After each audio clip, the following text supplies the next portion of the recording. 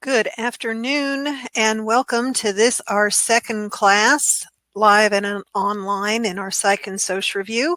If you can hear the sound of my voice, can you please give an indication that you can, an emoji, something? Yay! Okay, just want to make sure things are up and running as they are supposed to be. Again, I'm Ruth Wilcox, and we are still in the wonderful world of sociology in this class.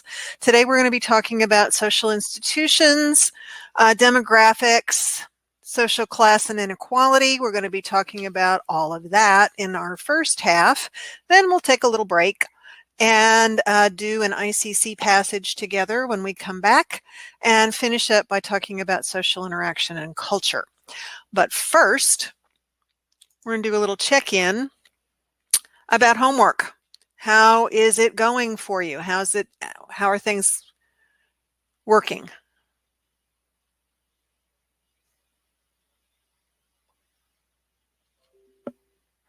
Got a smiley face.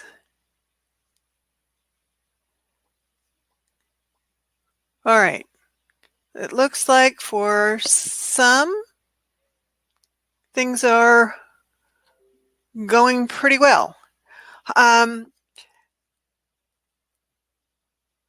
would be the time to mention if you're having any issues or questions about what's going on. I will ask. I sent out an email after last class with a little reminder about what homework was in between classes.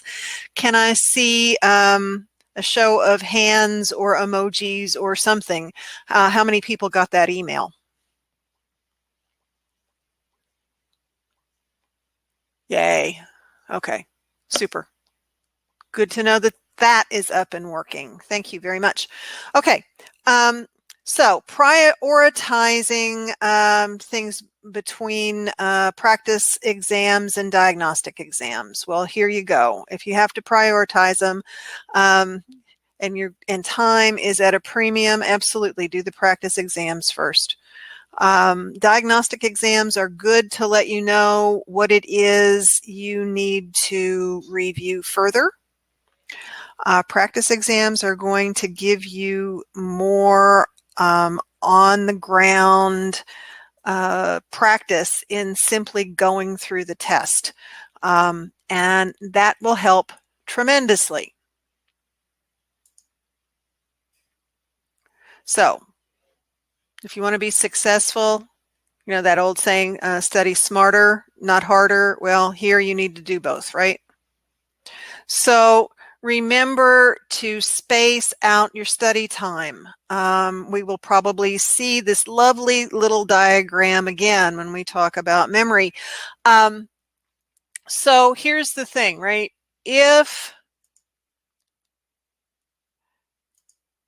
here we are going over things. If you are here right after class,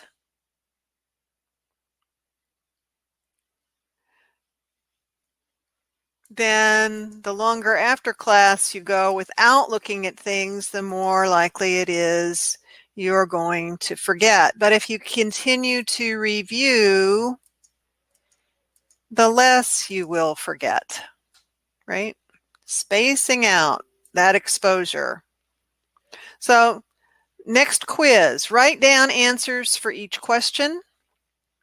Know that you should score 80% or better on a quiz. And if you review your terms one day after class on your own, so tomorrow, going through and reviewing terms tomorrow after today's class, that will help. So we have questions here. Anybody have any questions about any of these questions? Take a moment to look.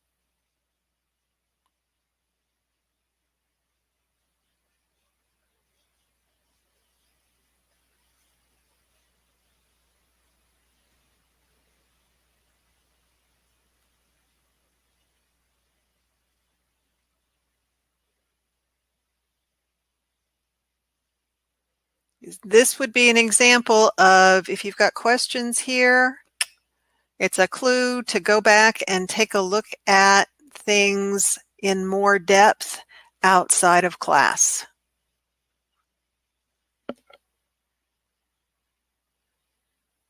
All right, I'm not seeing any questions coming up in the chat area. So we're going to move on.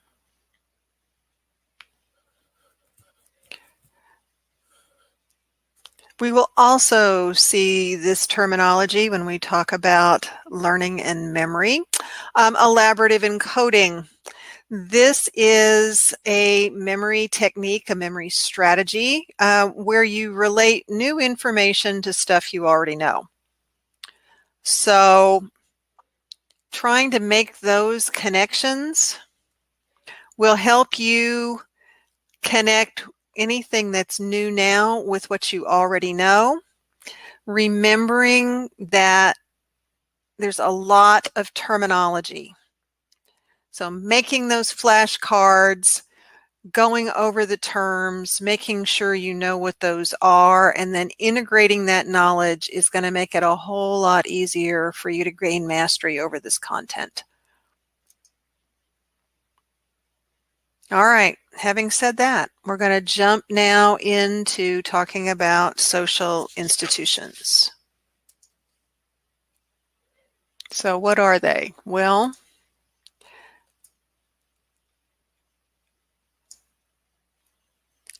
they're sets of social norms that come together in an organized way in order to preserve a value of a society.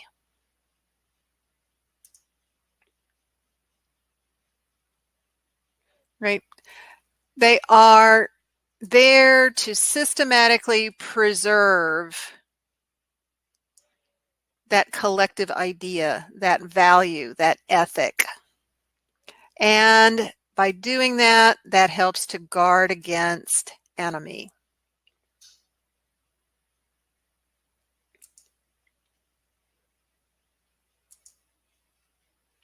So here are symbols of all kinds of social institutions.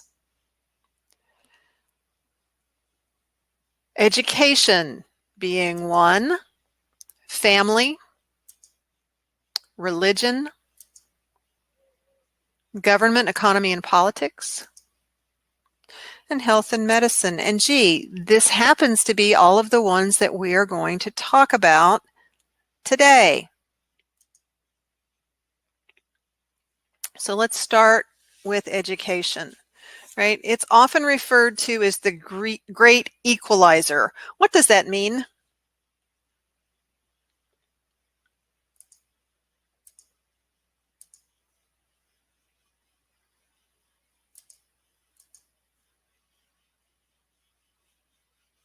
Anyone heard that? Gives the same opportunities, right? Levels the playing field. Heard that lovely cliche? Yeah.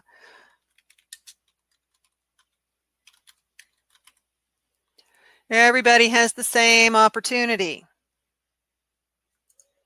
Levels the playing field. So is that true?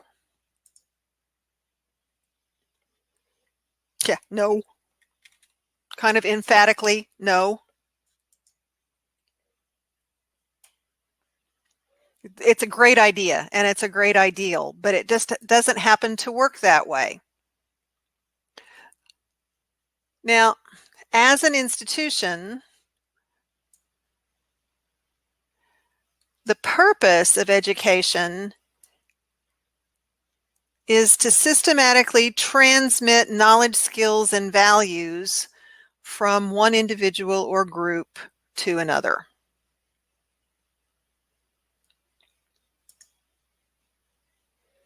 So there are ways education does promote equality.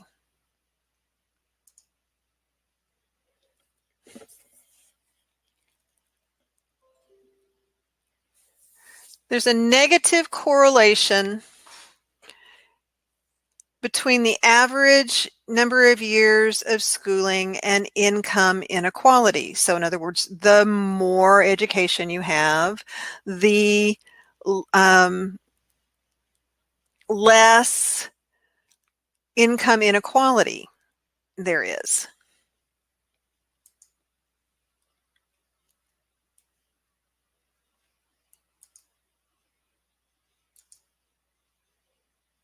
But there are ways education promotes inequality. We have something called the hidden curriculum, right? These are those unintentional lessons that get taught about norms, values, and beliefs. And they can vary by culture. They can also vary by income level. And we've got problems with teacher expectancy, right? What teachers expect students to do is generally what students do, right? No student ever rose to meet a low expectation. And if there is segregation and stratification within the society, it shows up in the educational system. And the educational system then continues to contribute to segregation and stratification within the society. So, which theory that we talked about last class do you suppose might best explain how teacher expectancies are formed?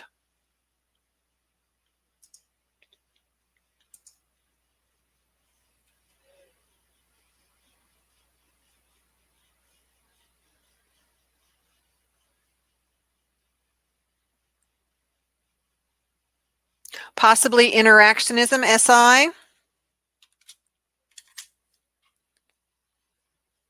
Yeah. Can you think of something else?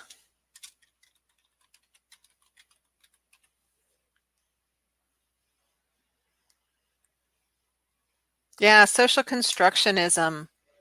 Absolutely, those two. Yeah. SI more on an individual student to teacher kind of setup. Constructionism would be more at the macro level, about what's going on within the society and culture that helps forms those teachers' ideas. So very good. All right. The institution of family.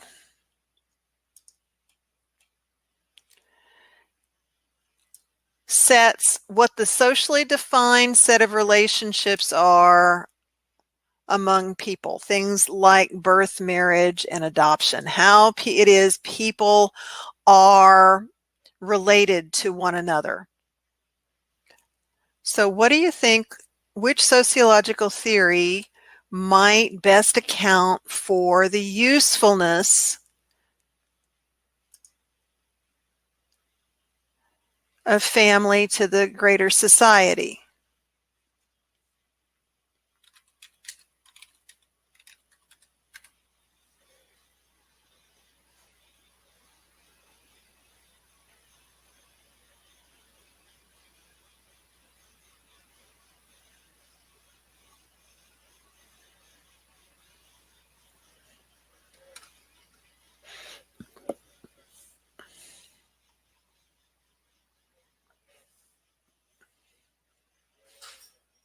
How about functionalism?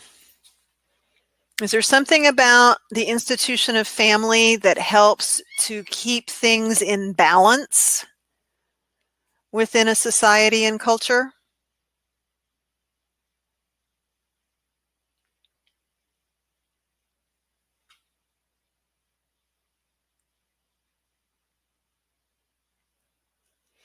Well, symbolic interactionism, again, is going to be about individual interactions. So if we're talking about the usefulness of family to the larger society, then we need to have some macro theory about that. So functionalism would say something about how the family keeps things balanced out, how it provides for stability within the larger society.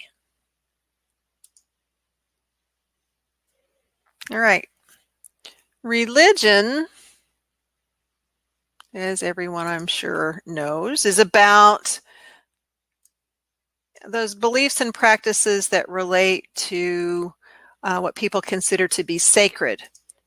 For the purposes of sociologists, they're less concerned with what the specific beliefs are and more about how religion contributes to what's going on within society and culture.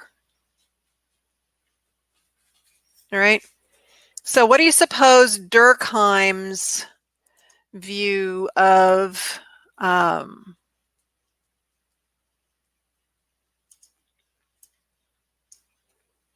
religion would be? What would he be saying is going on? That religion provides what? Cohesiveness, balance, right? It adds to the stability of a society and culture. What would Marx say?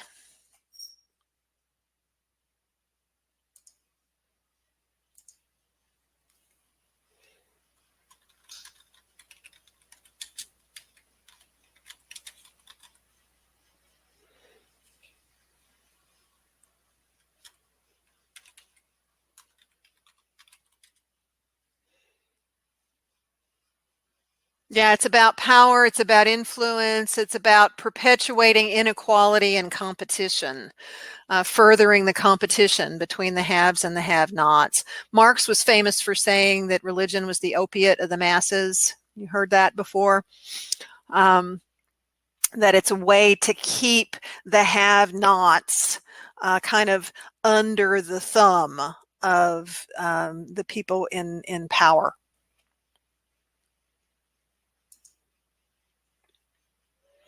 All right, so we've got a freestanding question here. Let us use our polling option.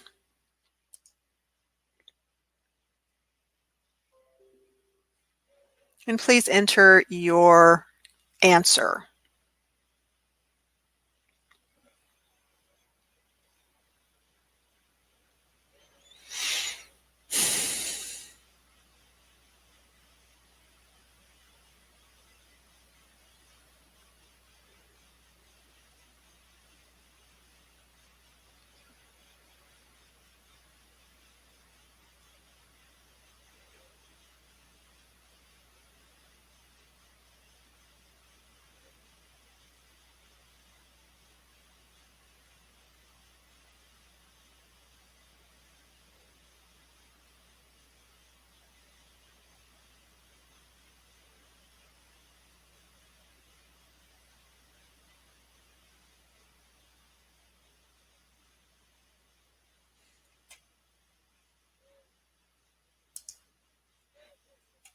We've got some key things here.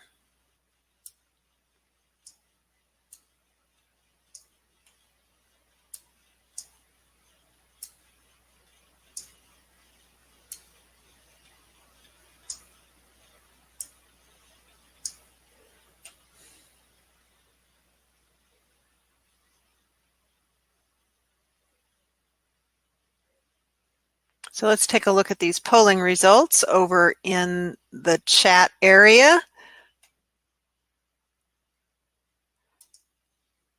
Our answer is C. Those things that I've highlighted, those are all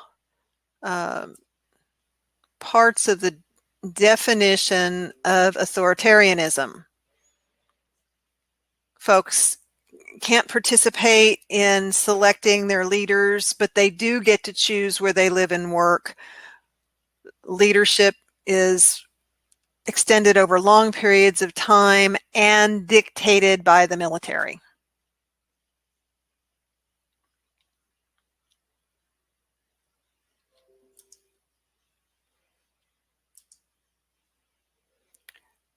So this gets us obviously into a discussion of government. The purpose of government is to make and enforce rules and regulate relations with other societies. It's about legitimizing power.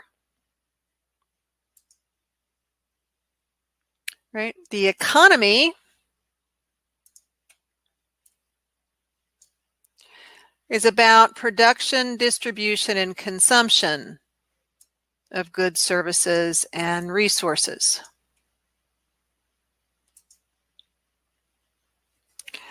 Now, we have something about how, kind of how this intersects, called the iron law of oligarchy.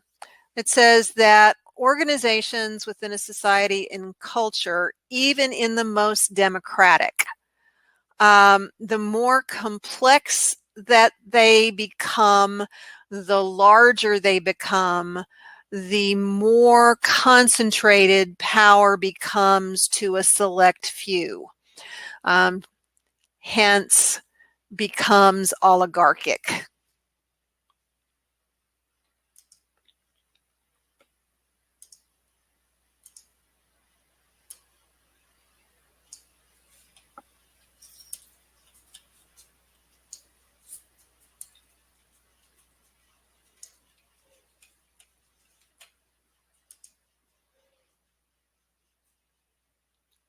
Okay, do you remember who talked about the rationalization of society from our last class?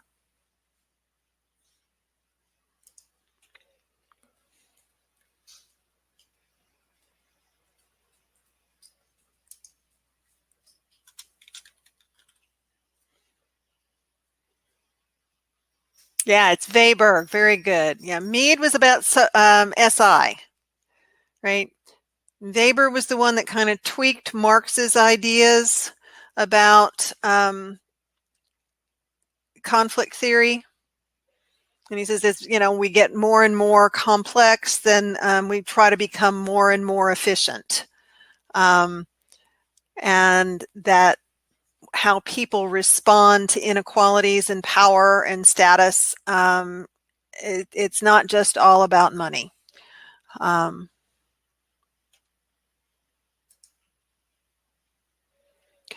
So because out of this rationalization, this become more efficient, comes the idea of bureaucracy. He talked at length about what he believed to be the characteristics of an ideal bureaucracy. First of all, he thought there was such a thing. So in an ideal bureaucracy, says he, that there is a hierarchical structure. There is a hierarchy, a definite one, along with division of labor. In all good bureaucracies, there are written rules and expectations. It's called a policy and procedure manual. In an ideal bureaucracy, folks are hired and promoted based on their level of technical competence, and that the ideal bureaucracy is neutral and impersonal.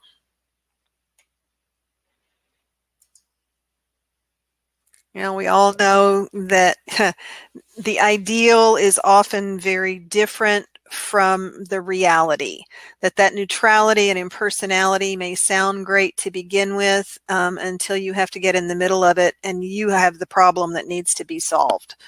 And that people are not always hired and promoted based on their technical competence. So there we go. There is a sociologist named George Ritzer. Not that you need to know that for mcat purposes. I just like to let people know who said what.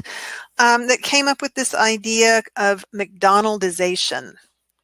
And the idea here is that increasingly In modern societies, particularly in developed countries, that the way people go about achieving this rationalization, excuse me, is to copy principles and ideas and ways of doing things from the fast food industry. Whatever you may think about McDonald's, how they produce product is indeed efficient. So this gets applied to other areas within the society and culture. So we end up with something that is efficient, but also often very stifling, non-creative, and we end up replacing people with technology. We lose the human element in what's happening. Okay, we're going to be getting now into the area of health and medicine. And this question asks us to consider illness from a constructionist point of view. In what ways is illness a social construct?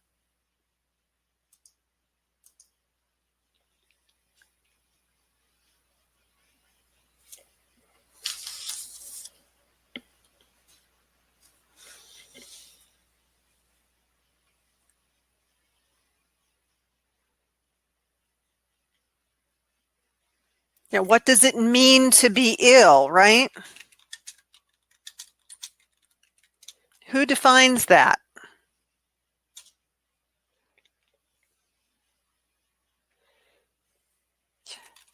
Yes, and things about sick roll and how we handle it when people become sick.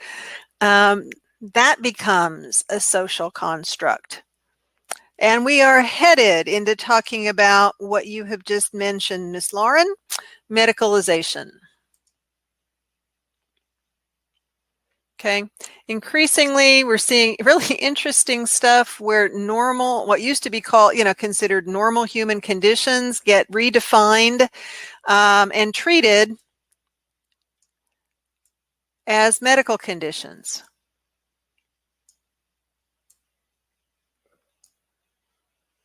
Can you think of some examples?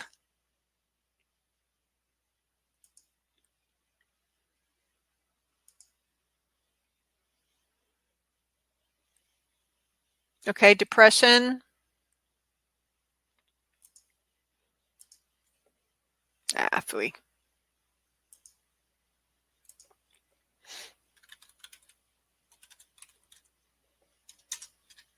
ADHD.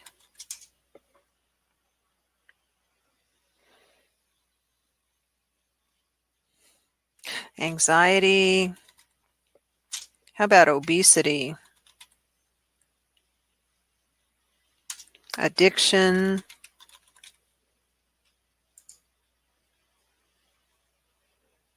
And sometimes this is a good thing, sometimes maybe not so much, right? And this is a process that's driven by what? Well, it can be about new information, right? Like in the area of addiction, once we were able to know more specifically what's going on neurologically, we can take a look at that and realize this is more of a physiologically based issue than it is a matter of quote unquote willpower or character flaw. Sometimes that goes hand in hand with changing social attitudes or economic considerations, right? Once upon a time, not very long ago, everybody smoked. Almost everybody smoked. And then we found out, oh, smoking causes cancer. Oh, gee. And then we started looking at what was going on and the difference between what was happening with productivity, time on the job, illness, etc., in smokers versus non-smokers. And then all of a sudden we had this huge smoking epidemic that needed to be treated. Okay, we can also have new medications or treatments.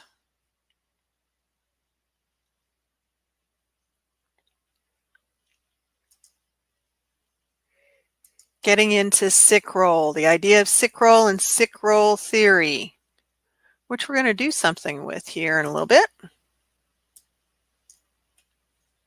I think. So sick role says that when we are ill, we have certain rights and responsibilities.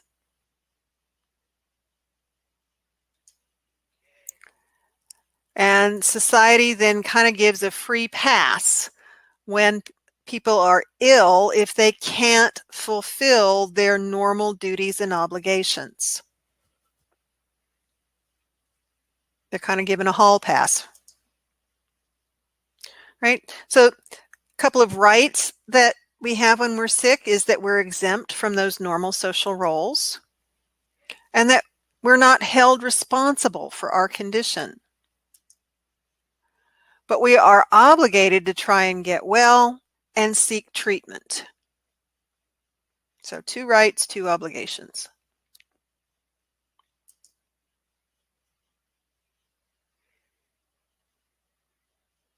So how do you think sick role theory relates to Cooley's idea about the looking glass self that we talked about briefly last time?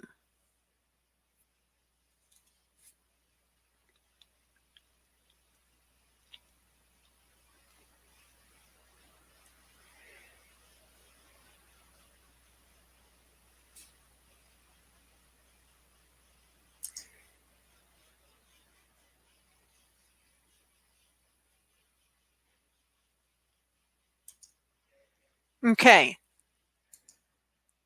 So depending on how the people around the person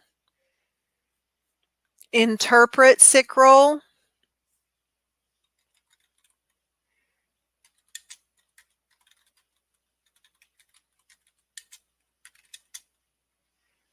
can influence someone.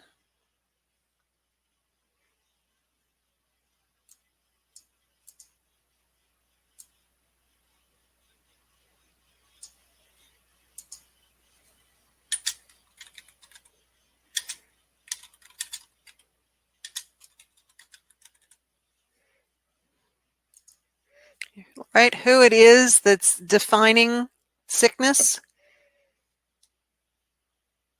Just like in Looking Glass Self, remember the little graphic about, this is how my folks see me, this is how my girlfriend sees me, this is how my ex sees me, this is how my sibling sees me, my friend.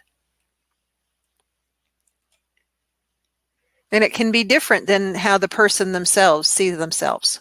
Absolutely.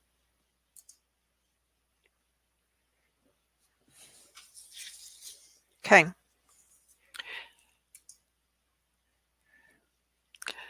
We have something called institutional discrimination, really important key term. And this is when a social structure,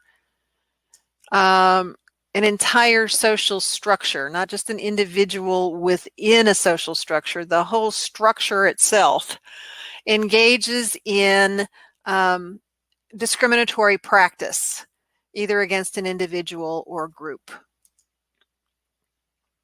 So here we have a freestanding question about that. Which of the following is an example of institutional discrimination? So let's use our polling option. Please go ahead and enter your response.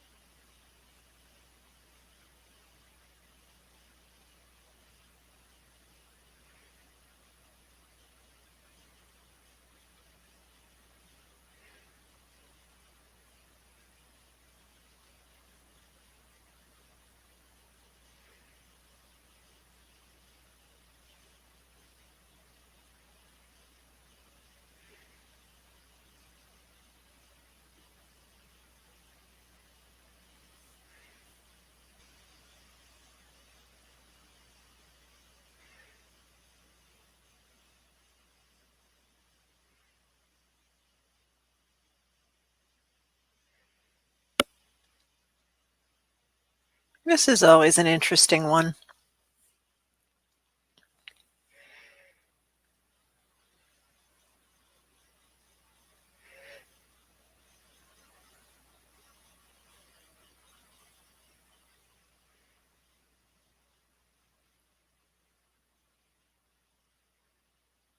Okay, I'm going to go ahead and publish the results in the chat area, and I'm going to show you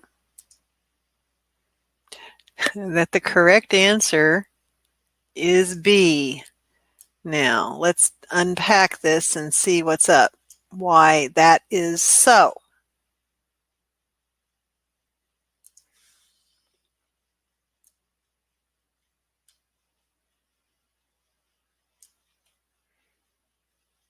Why would you think it's so? What's different about B than A and C?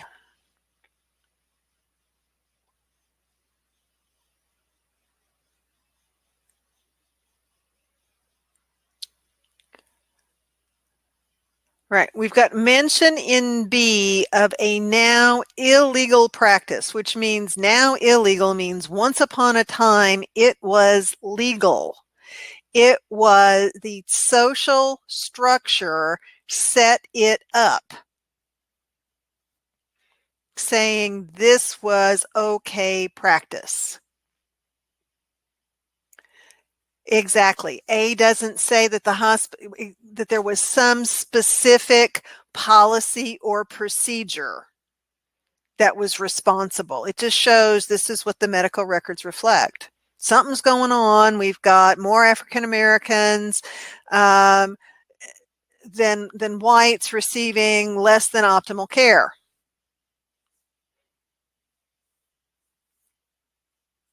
Right? Same thing with C. It just says the records reflect. They don't say that there is a policy and procedure that says this is how you hire people. If it did, if there was something in A or C that says there is a policy and procedure that says, then this would also be considered institutional discrimination. But as it's written, the only thing that totally shows institutional discrimination is B. Any questions about that?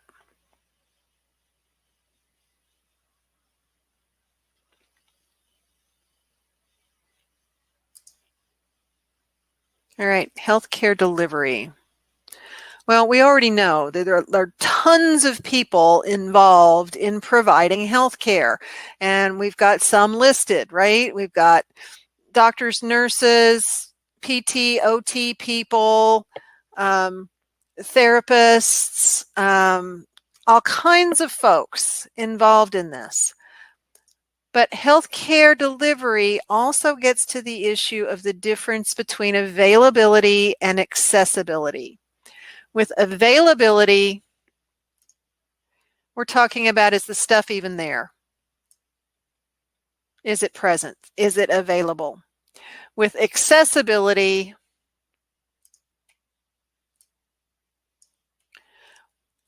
can people access it?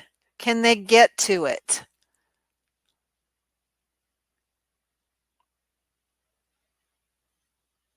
That's the difference. So we've got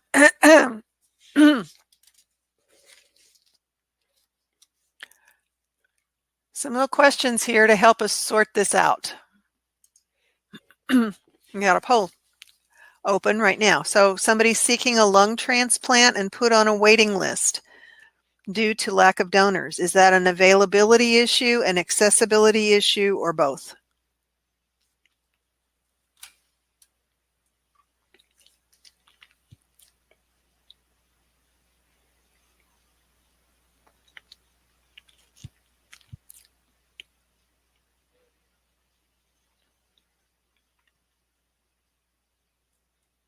Okay, I am posting the poll. And it is clearly an availability issue. There are no lungs to be had. There are none available. That's why there is the waiting list. All right, let's look at number 2. A patient has a metal non-titanium screw in her leg and is unable to have an MRI.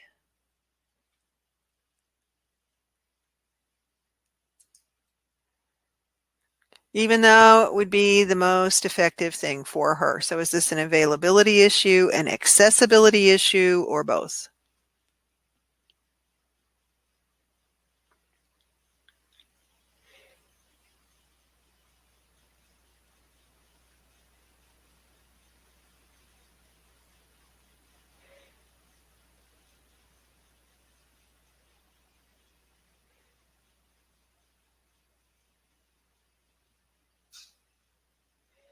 Okay, posting the poll.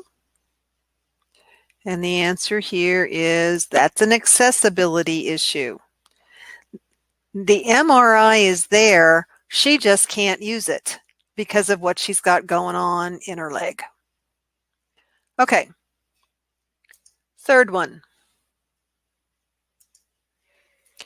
We've got a bariatric patient, recently became unemployed, can't afford specialized diet.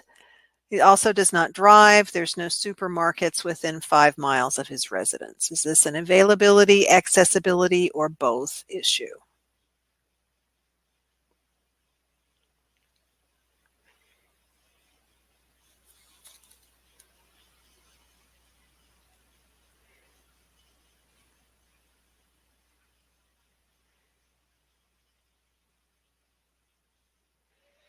Yeah, and everybody's in agreement.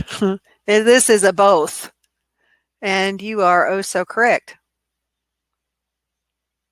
Not only is there nothing available, even if it was, he couldn't access it. All right. Last one. Patients with mental disorders may not seek professional services due to the stigma of shame around their illness. Is that an availability, an accessibility, or both?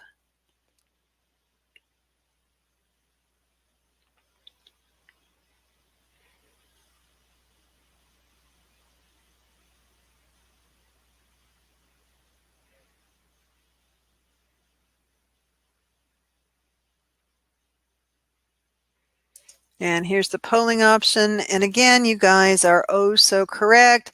This is an accessibility issue. The services are there. They just don't feel like they can utilize them, because to do that would stigmatize them. Very good.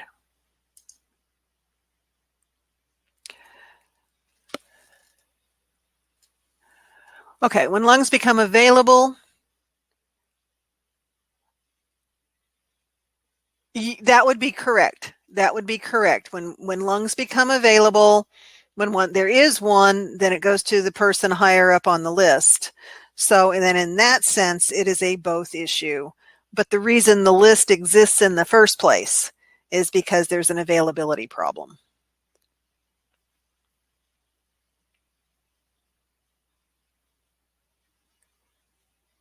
So if that had been worded differently to include those specifics, then yeah, that would be a both issue. Very good. Okay, so when we talk about healthcare, one of the big issues right now is the number of primary care physicians that are available. And we have a little map here that shows how many are available per 100,000 folk in the population.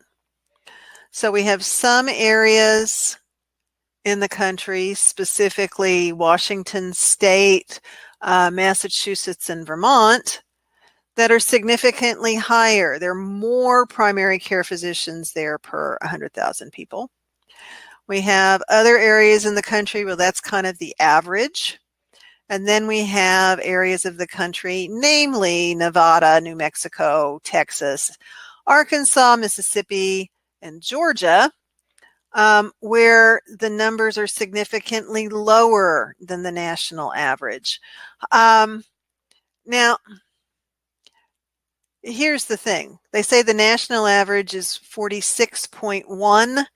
Well, living here in the state of confusion known as Oklahoma, we've got 41.1, and it depends on where you live in the state. There are some areas where there are absolutely less than that. You do not even want to try, and I live in Tulsa, and you do not even want to try to go into an ER during flu season, because you will be there for 12 plus hours unless you are almost dead on the floor. You are there for 12 plus hours before you even actually get into the ER room. So that's the issue here. And we've got other areas that are around the same, like North and South Dakota.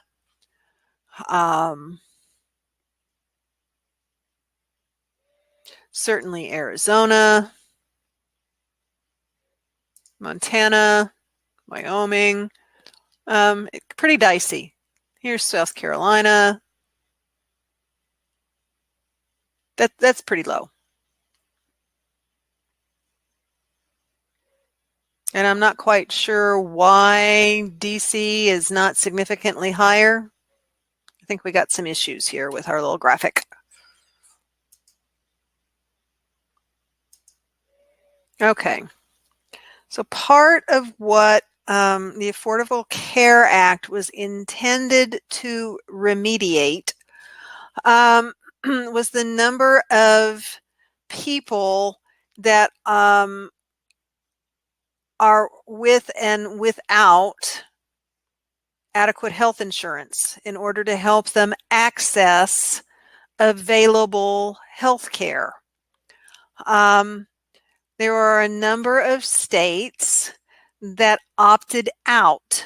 Again, very familiar with this, being in the state of confusion that is Oklahoma. We are one of the ones that opted out, as did Texas. And you can see then that the percentage of people without health insurance coverage is significantly higher than in other areas.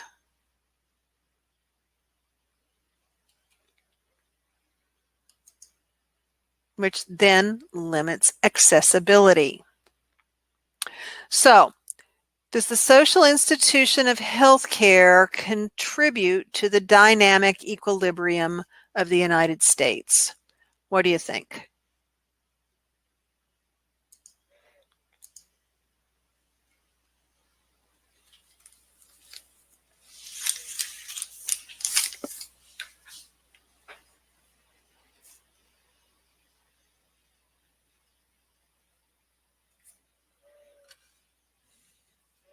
Okay, are people raising their hands to say yes?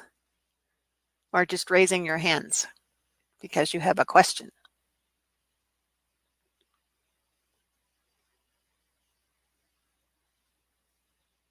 If you have a question, please ask it in the chat box.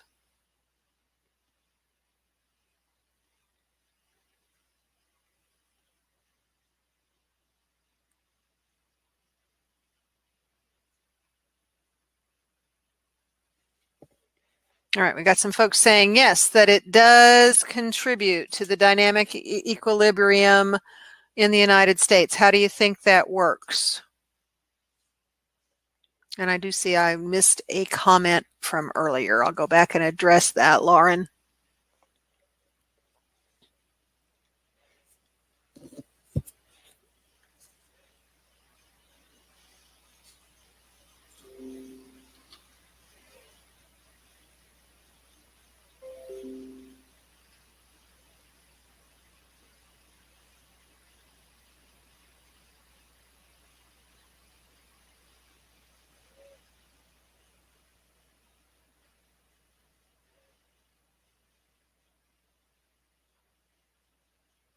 So if we've got access to health care, people can go and do that, then it offsets what's going on with sick roll. It helps people to meet their sick roll obligations.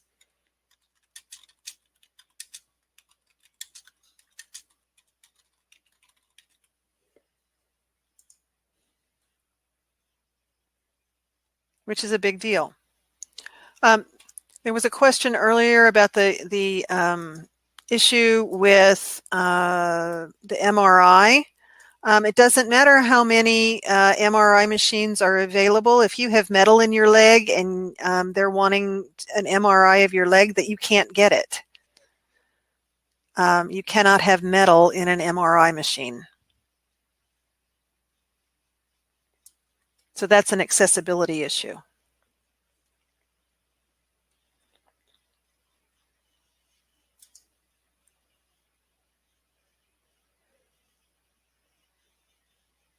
So for MCAT purposes, it would be helpful to know that the objective of the Affordable Care Act is to increase health insurance rates through various methods, thereby increasing insurance, then you also increase access to what health care is available.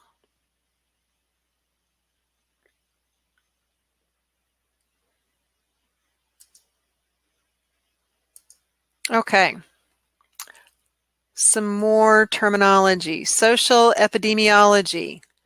This is the area that studies what the social determinants are of health and uses that to explain patterns of health and or illness within a given population.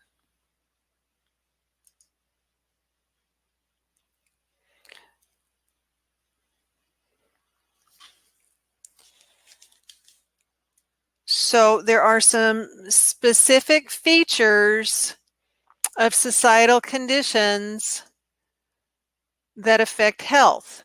Social epidemiology looks at that. They also look at the pathways that social conditions affect health. So now we need to look at what's the definition of a social condition.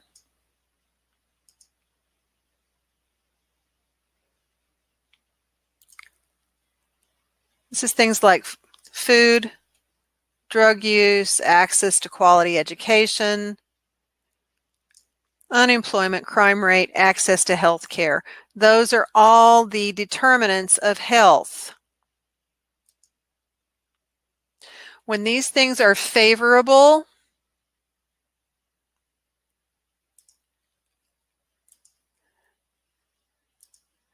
right? Favorable conditions improve quality of life. Social problems are ones that have a negative impact on the quality of life.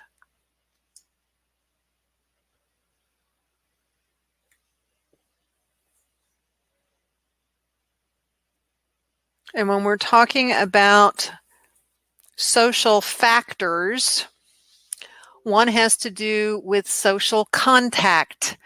And if one is socially isolated, meaning has extremely limited or virtually no contact with other people in society, that is a very unfavorable social condition.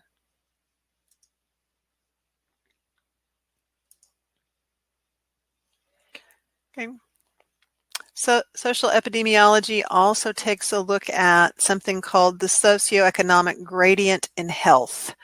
We've got a relationship between health outcomes and socioeconomic status.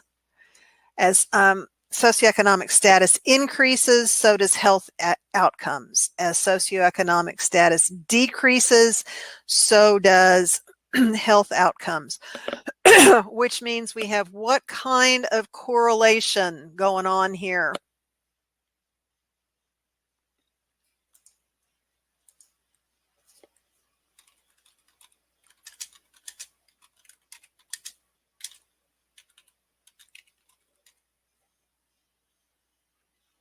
Yeah, positive. A positive or direct correlation.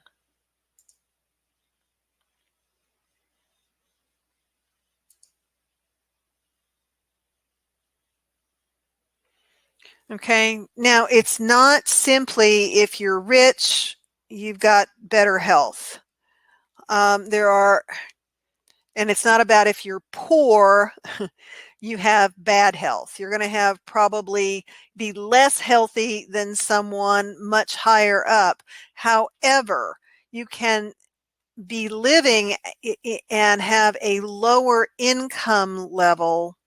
But if you live in a wealthier area, your overall health will be better than if you have a low income and then also live in a high poverty area.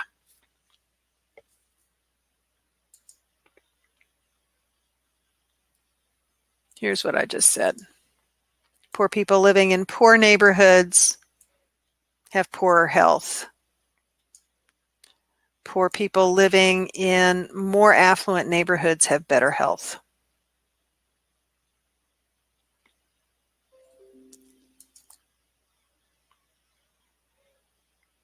So we can make up our own code here. So as health outcomes go from high to low, if we've got variable 1, what are some different variables we could include there?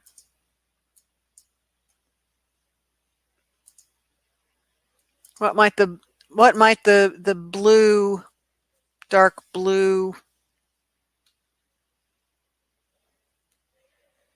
for variable 1 indicate? Okay. What level of income?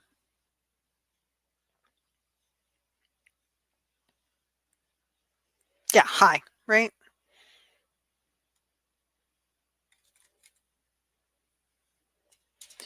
And then middle class, and then poverty.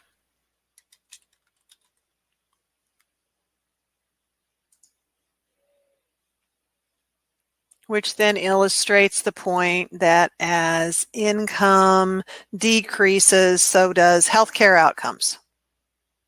Right? You get the idea here. We don't need to go through all of them. Okay, demographics. I think probably everyone has seen this graphic somewhere, social media, something. The world is 100 people, and they take all kinds of what's going on with language, with housing, nutrition, et cetera, et cetera, et cetera. So demographic factors that we're going to take a look at include age, immigration status, gender, sexual orientation, and race and ethnicity. And the reason we are is all of these can have a direct impact on health outcome. So what do you think? How is age a social construct?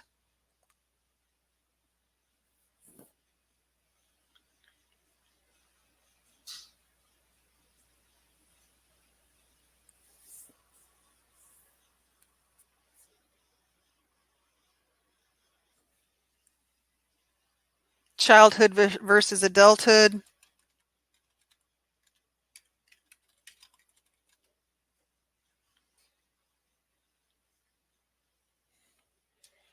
Okay, yeah, we think about people differently based on their age, right?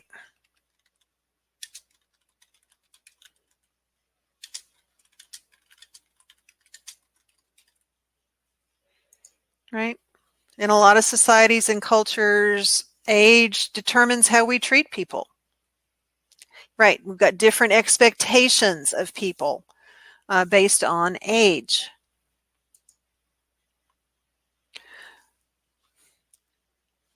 And An obvious example of how this plays is ways different societies take a look at the same developmental stage or the same age range. So when we take a look at what's the difference between how elderly people are treated in the United States relative to Japan, what's the difference?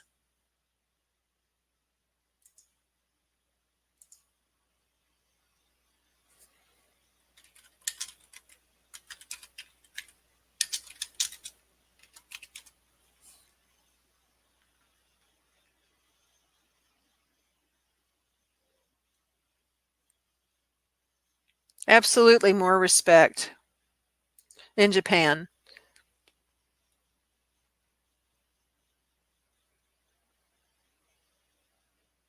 Absolutely. Elderly people are viewed with respect, seen as having knowledge, being capable, being wise in Japan. In the US, we tend to be very dismissive. Right. Aging is very undesirable in the US, unfortunately. Okay, so we've got two different ideas about demographic change, how and why demographics shift. We've got Malthusian theory and demographic transition. Malthusian theory comes from Thomas Malthus, who's believed that unchecked population growth quickly exceeds the carrying capacity and then leads to overpopulation and major catastrophes in order to offset what's going on with population. So then we end up with wars, famines, etc. Bunches of people die to try and offset and get the population numbers to be more manageable. So here's a graphic, looking at that is, population increases, food supply. We can't keep up with the population growth. Whereas demographic transition theory says that we have what happens is the result of birth and death rates, and that those change depending on what's going on with the society and culture.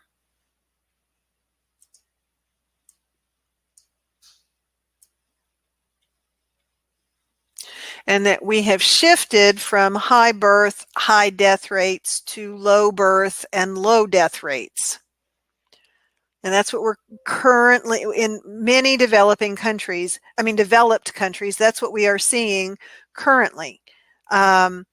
We have fewer babies being born and people are living longer.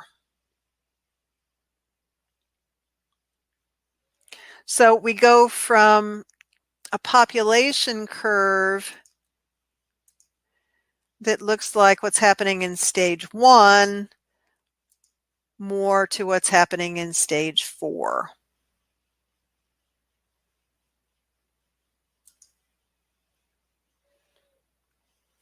And this has to do with what's going on economically. So pre-industrial, we had high birth, high death. During the Industrial Revolution, we had high birth rates, but death rates fell. And now post-industrial, we have lower birth rates, lower death rates, and population stabilizes.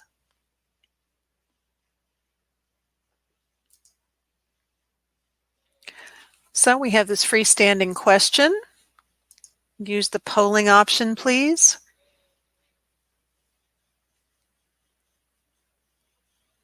To indicate what we would expect to happen in this population based only on the shape of that pyramid.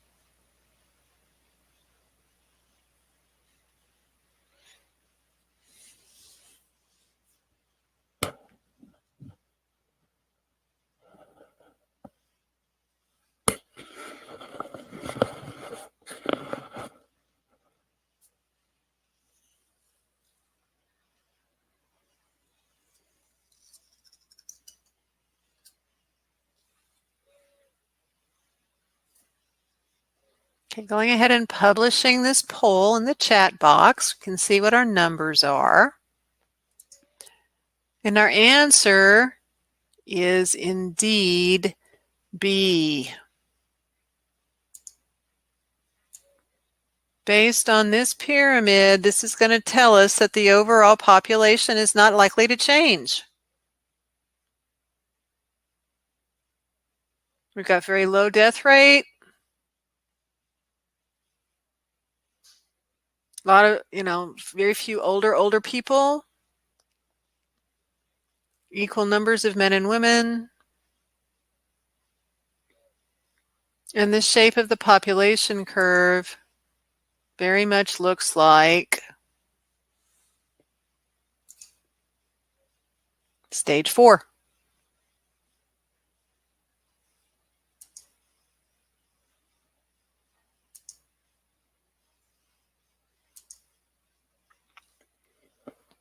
Okay.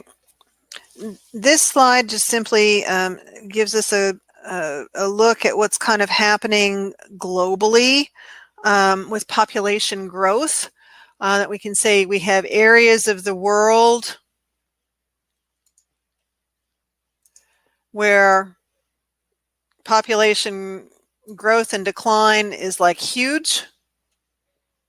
Other areas of the world where it's fairly stable.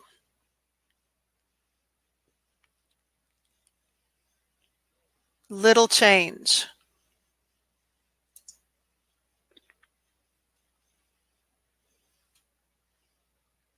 And what do we notice? That in wealthier countries,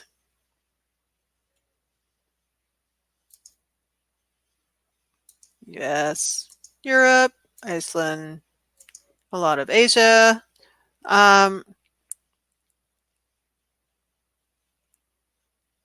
it's relatively stable. But in the areas of the world that are less affluent, that's where we see continued large fluctuations in population growth and decline. And that kind of dovetails with where people are going to and coming from, where they are migrating to and from. So where are we going? Well, we're headed towards places like the US, Canada, Europe, certain more affluent areas. And they are moving away from other areas that are not doing as well economically, which again just makes sense. All right, we have this is just kind of a fun map of the United States. You can kind of look at where people have come from geographically, ethnically.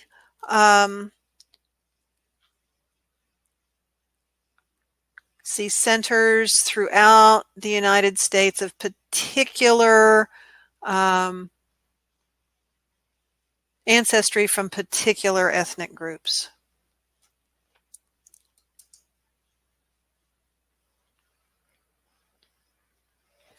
All right, talking about issues of gender, getting into talking about issues of gender and sexual orientation. What's the difference between sex and gender?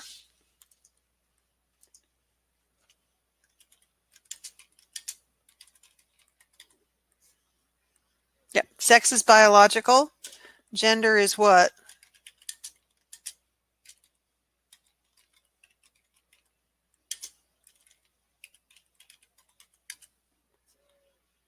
Yep. Gender is culturally or socially constructed. It's a social construct.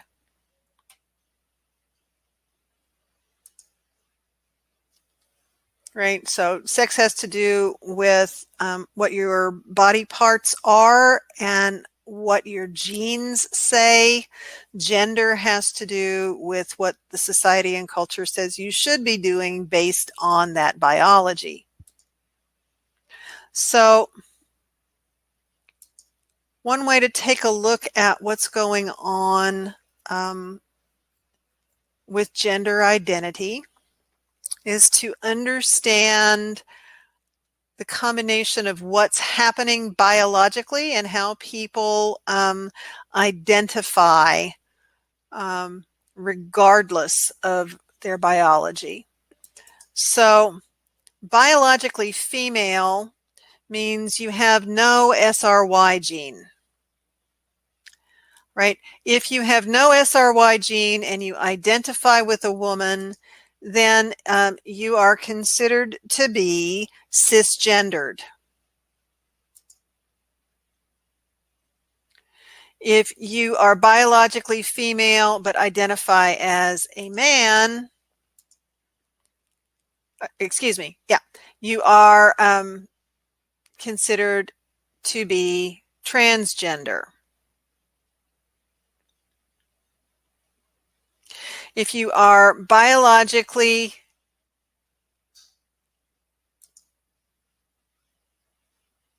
female but identify as a man, transgender. If you are biologically male, that you have the SRY gene and identify as such, then you are cisgendered.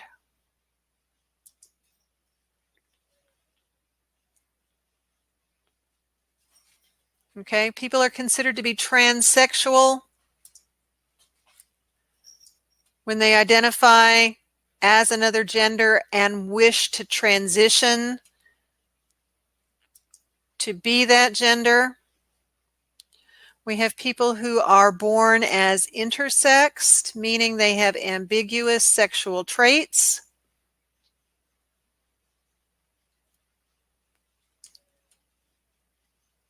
That are not clearly identified as either XX or XY. And we also have other gender identities.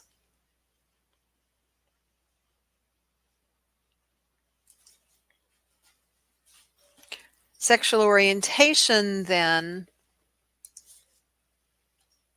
is again a social construct that traditionally has existed along a continuum, with extremes being attraction to the opposite sex and exclusive attraction to same sex. Oops, sorry. Right. Famous researchers in this area is Kinsey. And their research shows it's not quite so cut and dried, that we have few people that totally, exclusively identify as heterosexual, few people that totally, exclusively identify as homosexual. Most people are somewhere in between.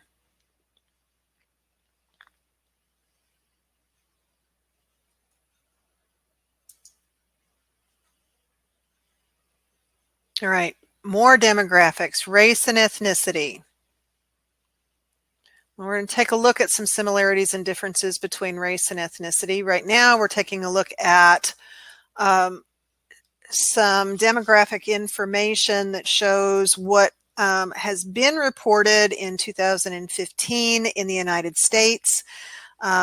Percentages of people that identify as being white, non-Hispanic, Hispanic, Black, African American, Asian American, and those that identify as other. And what is expected to happen with those numbers by 2030. So we see a decrease in folks identified as white, non-Hispanic, increase in those that identify as Hispanic, and others remain fairly stable.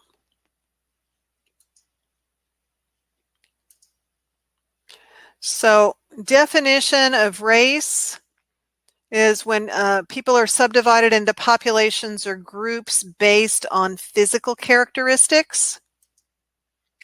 Ethnicity is when folks identify based on nationality or shared cultural tradition.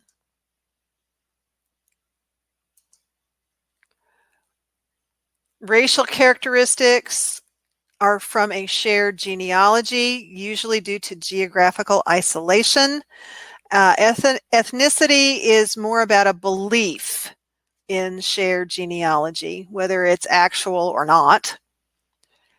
And races are assumed to be distinguished by physical characteristics, skin color, facial type, etc., whereas ethnicity is distinguished by cultural factors such as language, food, customs, etc.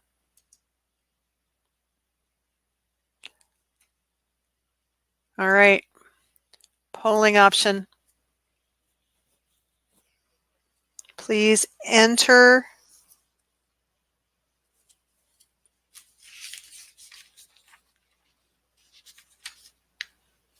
your choice.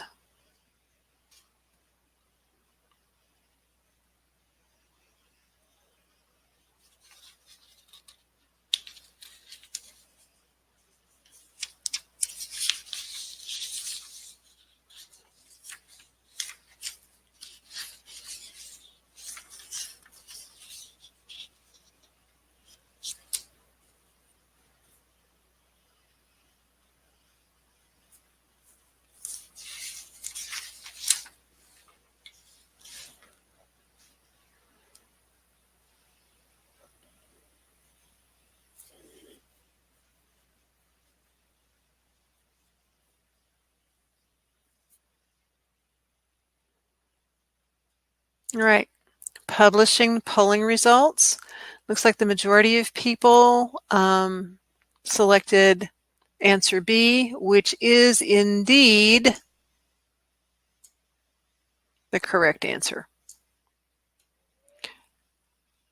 Increasing contact between different cultures due to advances in transportation and telecommunication. That is the definition of globalization.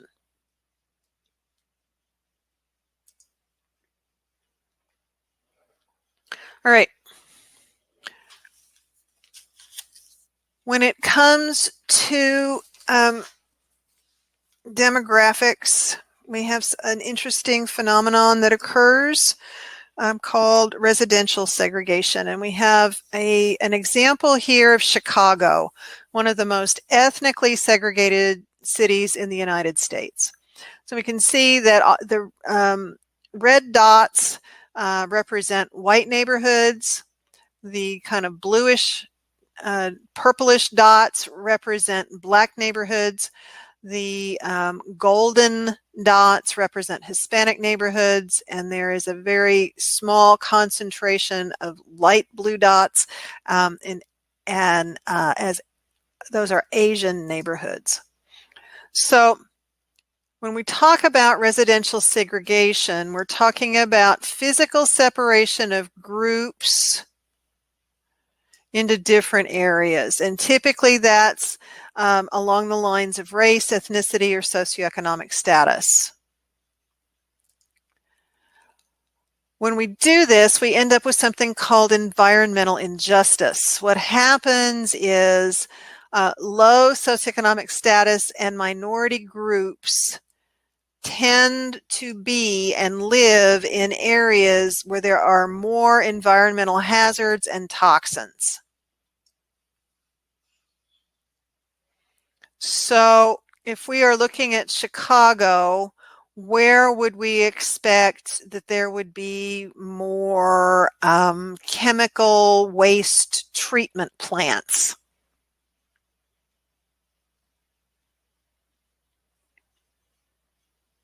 In what colored areas?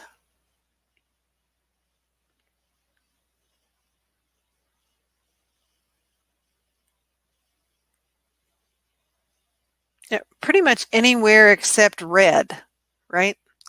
Where would we expect to have more clean public parks? Clean, safe public parks. Right, in the red areas. And there's also something that happens based on residential segregation and environmental injustice. Kind of a sub area in environmental injustice is the concept of food deserts. A food desert is a place where healthy, fresh food is difficult to obtain. And typically, these occur in lower income inner cities. You can also have food deserts, though, in rural areas. You don't have good grocery stores. Places to go for good, fresh produce that's affordable, good, healthy meat, good food choices. Very, very limited. So where would you expect food deserts to be?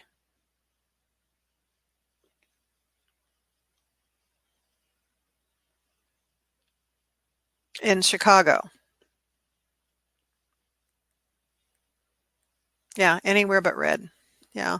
Yeah, where are you going to find whole food stores?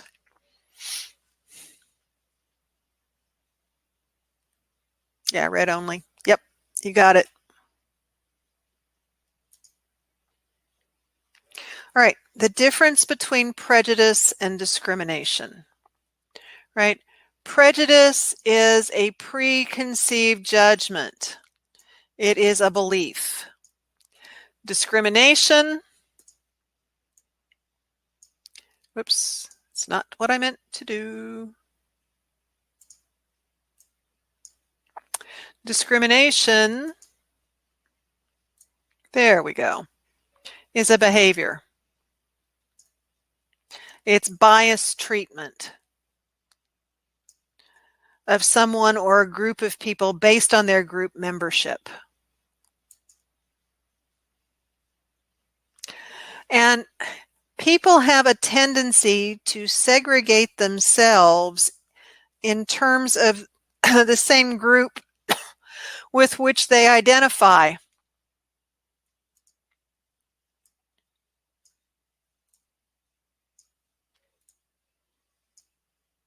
Right? They only interact with each other and then have minimal contact with folks from other groups.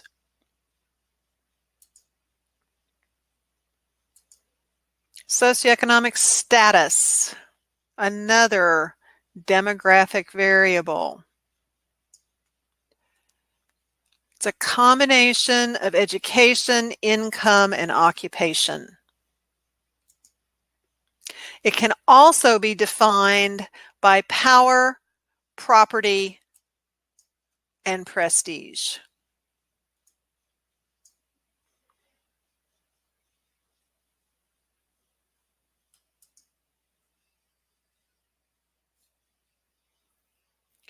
So we need to talk about the difference between absolute poverty and relative poverty. Do you know what the difference is?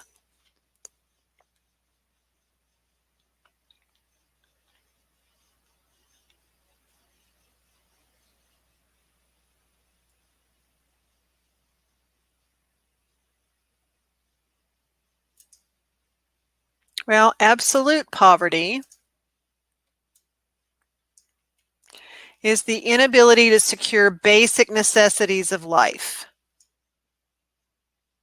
Yeah. Whereas relative poverty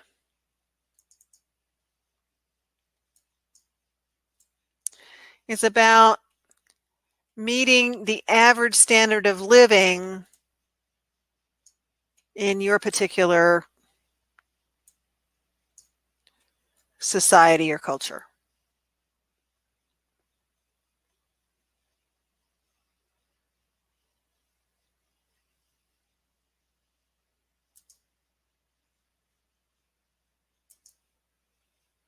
Now, not surprisingly, life expectancy is the number of years from the time you're born and how long you're expected to live. And as we look here, we've got some marked differences. Why do you think that is?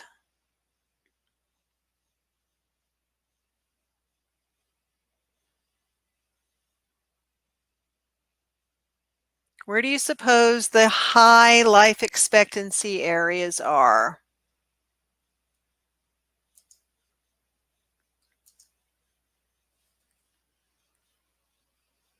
Yeah, all those that are in green and those that are in kind of the red areas, much lower. And so what's the difference between, we've got, you're saying developed and undeveloped countries. So what is it in these countries that makes the difference? What's going on in low life expectancy countries other than the fact that they're poor?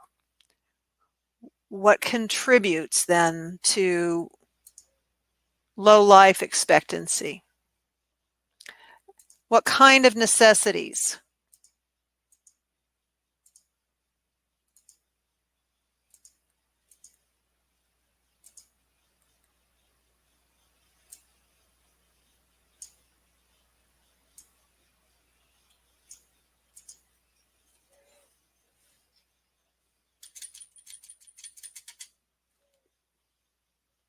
Yeah, water. Clean water is like huge, right?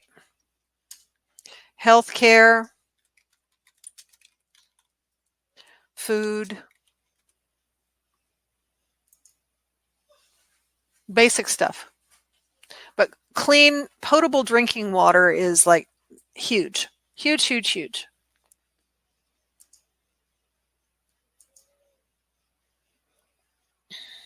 All right. In addition to socioeconomic status, we have different social stratification systems. We have caste systems where there is typically little or no social mobility. You just are what you are. And what you are is typically not dependent on any effort that you make or attempt to make.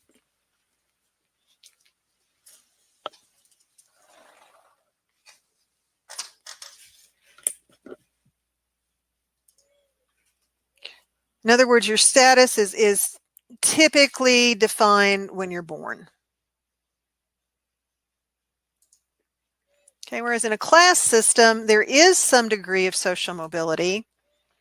And where you are is determined by a combination of where you were born and then how much you're willing to work. Whereas in a meritocracy, high social mobility, almost totally dependent on effort and individual merit.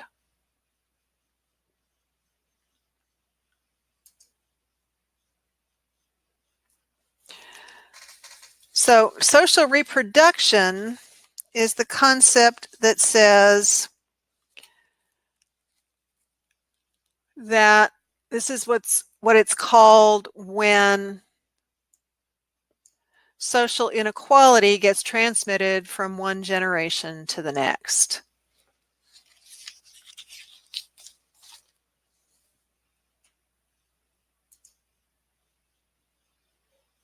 And we've got a graphic here kind of demonstrating that. All right.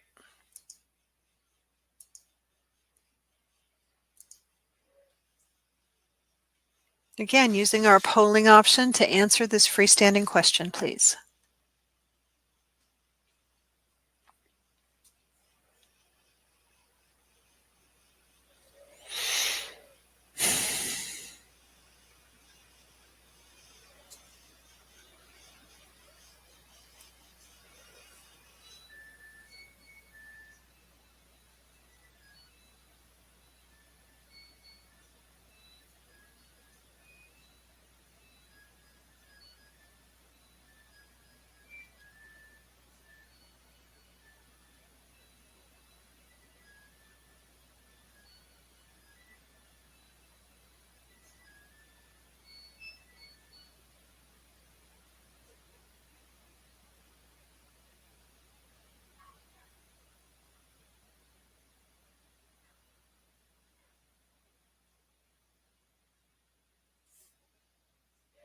Alrighty, I am publishing the results, and it looks like most people selected answer C, and we're correct in doing so. Yeah, if you get fired and unemployment won't cover your debts, then you are going to move down. That's what vertical mobility is. Horizontal is going across, like just changing jobs. You make the same amount of money. But vertical mobility is when you either gain money or you lose it.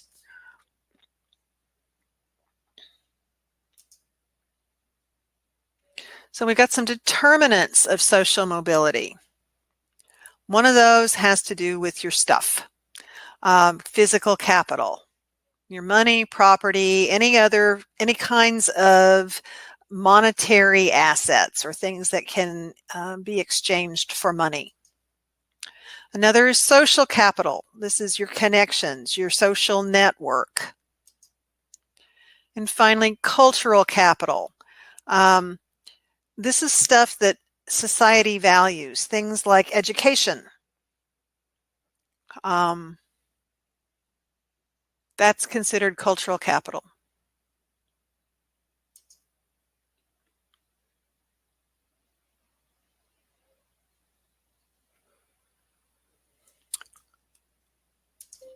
Well, let's take a look here.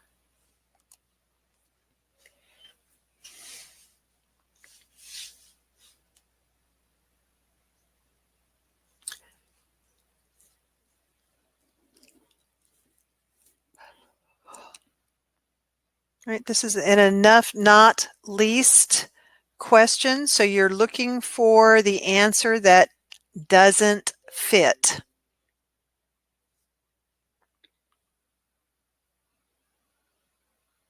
Three of these will fit, one will not.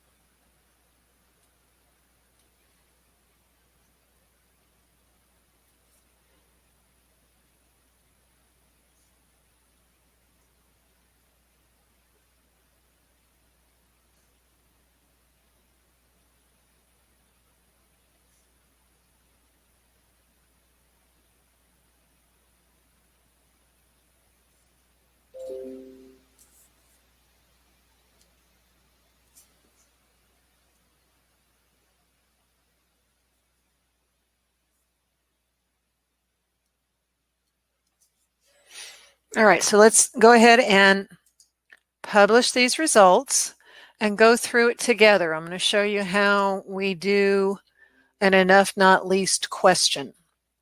We're looking for the false answer.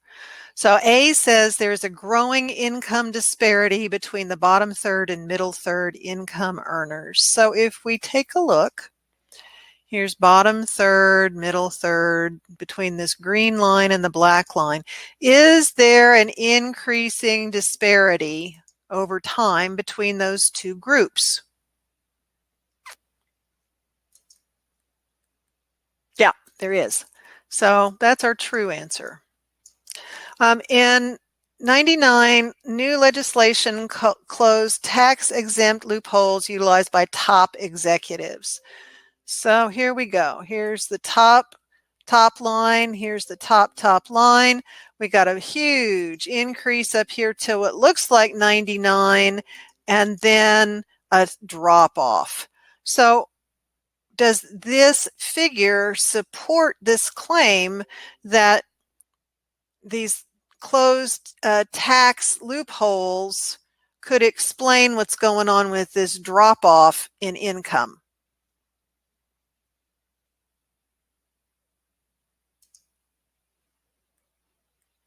Yeah, I could. So there we go. That's true too. The minimum wage has generally not increased at the same rate as that of other income earners. So who's going to be the minimum wage people here? The top 1%, top third, middle third, or bottom third? Yeah, the bottom. And does it look like anything has changed significantly for those people? Yeah, so this is also true. All right, D. Average income for the top third of income earners, that's on the blue line, has increased sixfold between 1990 and 2010. So let's take a look. All right, so at 1990, there's somewhere, I would say maybe like at 20. And we follow that blue line at the very end. We're up to maybe 100. So has that been a sixfold increase? No. This then should be our answer. And indeed it is.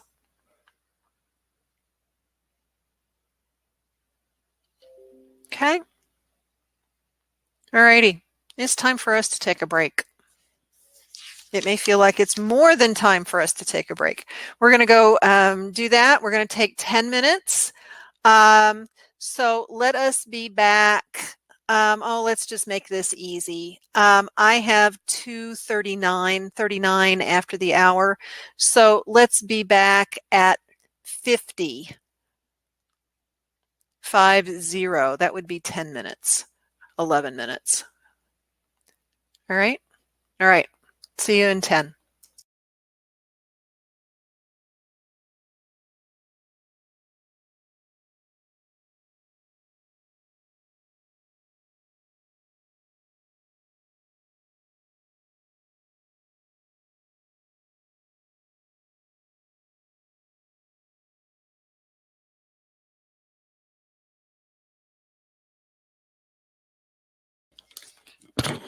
Okay, we are back. And again, if you can hear the sound of my voice, can you please give an indication that you can, so I know everything is up and working properly?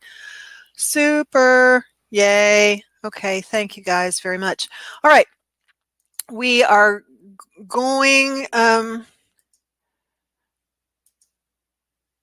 be taking a look at this passage.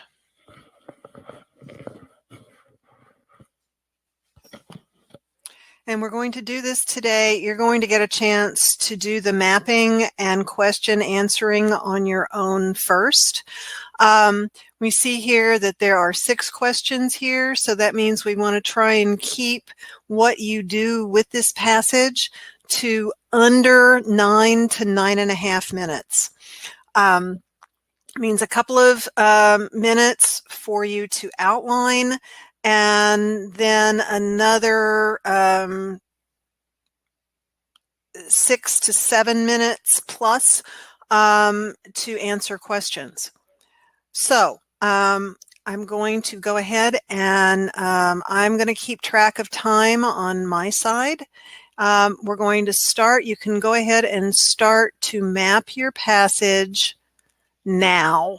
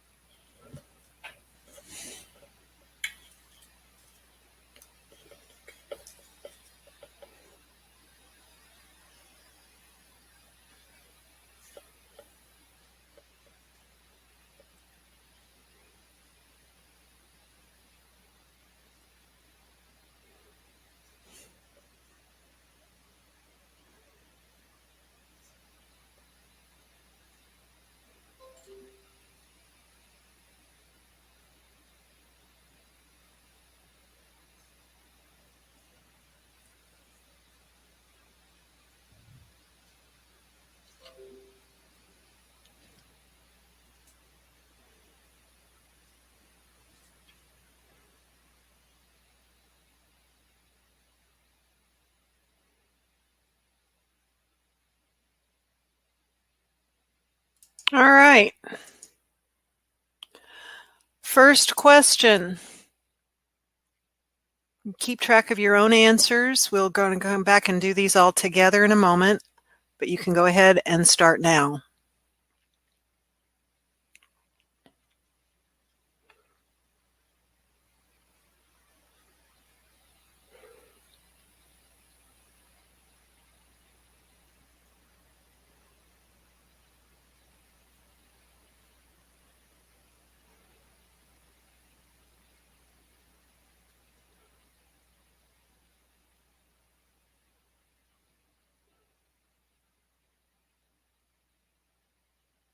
Next question.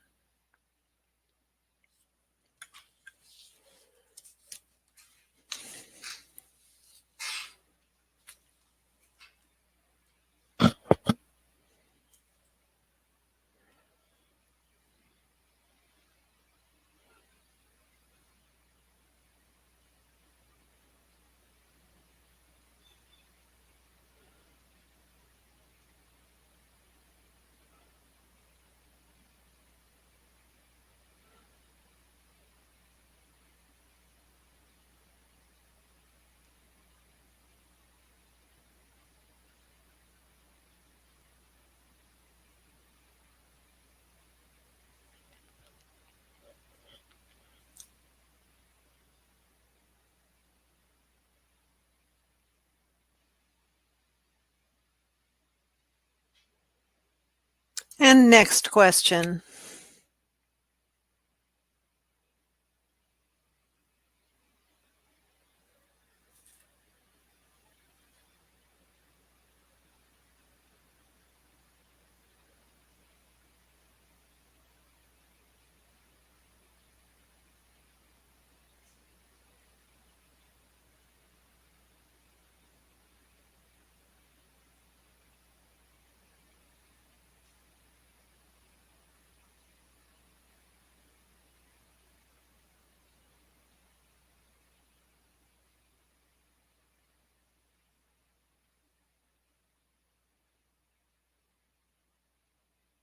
And next question.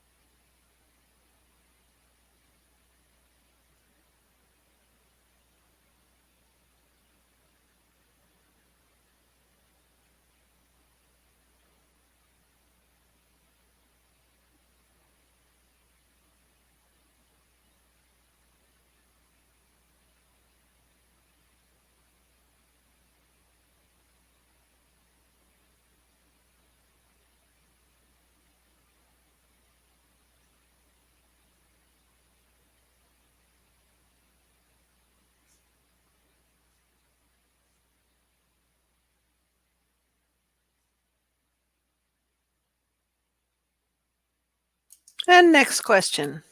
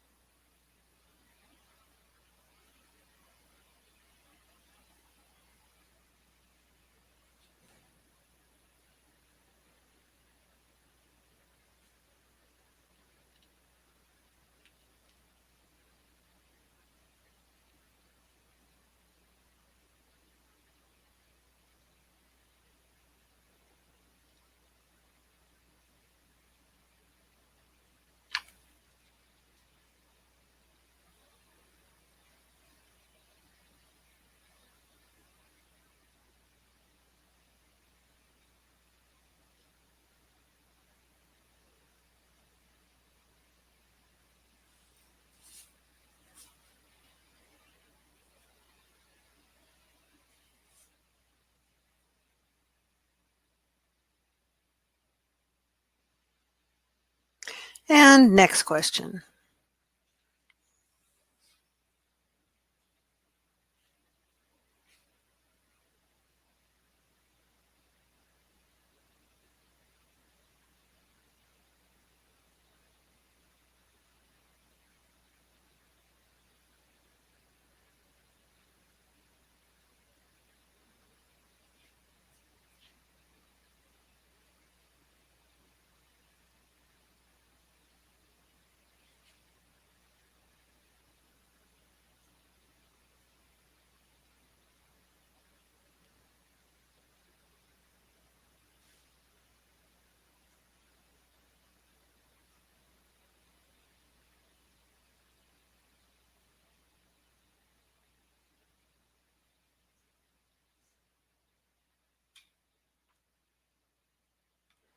Okie doke.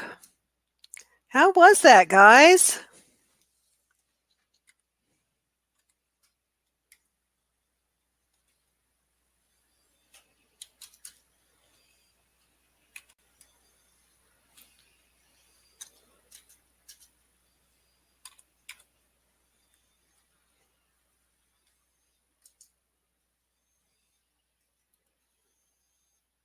Yeah, a lot of implicit questions. What did you think? Hard, medium? Anybody got a headache? Yeah. Yeah. This is one of those passages that, depending, you may or may not want to go ahead and skip. It's a little more intimidating to look at when you first take a look than really it kind of turns out to be. The biggest deal here are these two figures and being able to interpret these figures. We're going to go and look through this together right now.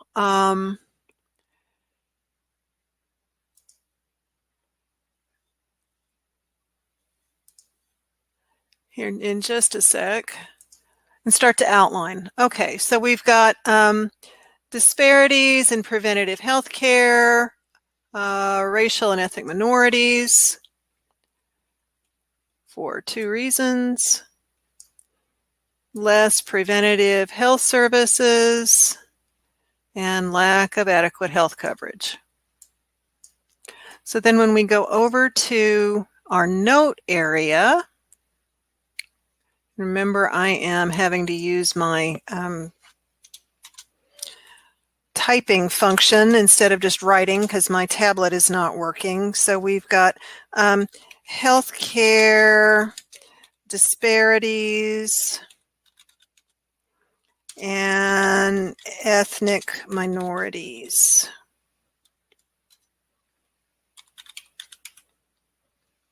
That's kind of what's going on there. Okay. So we've got Center for Disease Control, the CDC, studies to assess racial disparities in vaccines. We've got childhood vaccines, and then we list all of those. Looking at change in vaccination rates over time for multiple sociodemographic variables, comparing 2 groups at a time.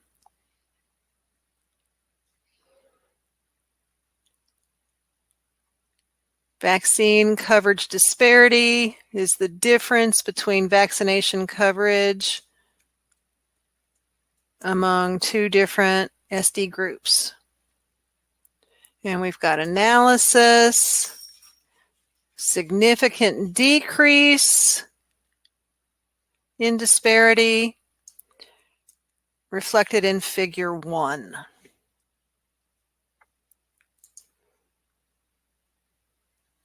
So, oh, phooey.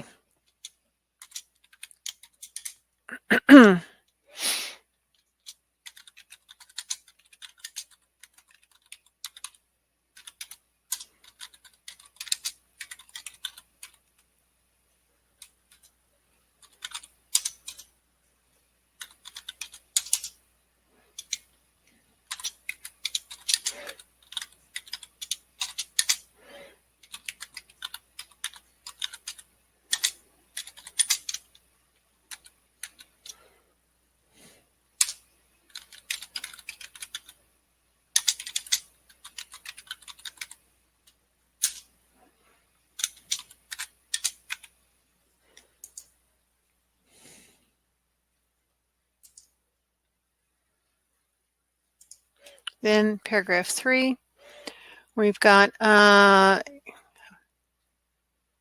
info about flu vaccine coverage,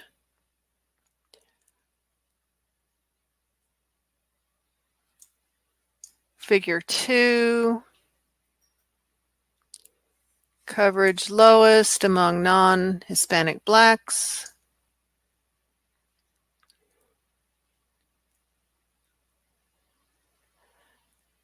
Average annual increase for all.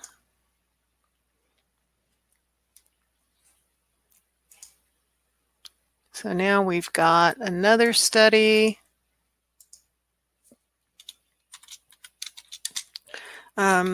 Flu vaccine study. Overall increase in coverage. And we've got figure 2.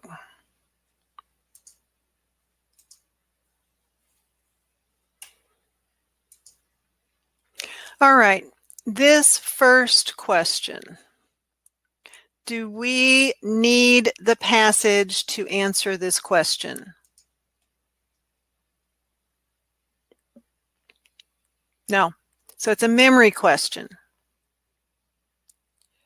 And what strategy have we got? Is it Roman numeral, 2 by 2, 2-part, except not least, or process of elimination?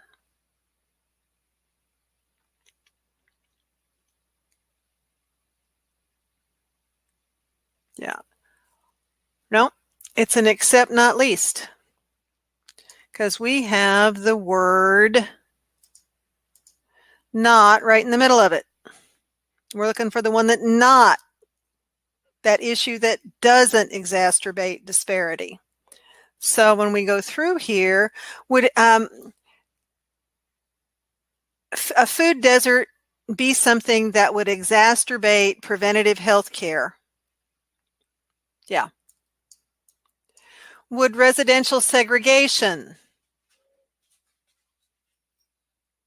exacerbate disparity? Yes, it would.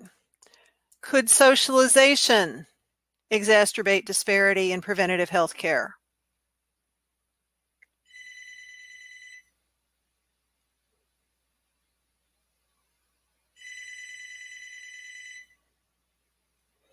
Yes, it could.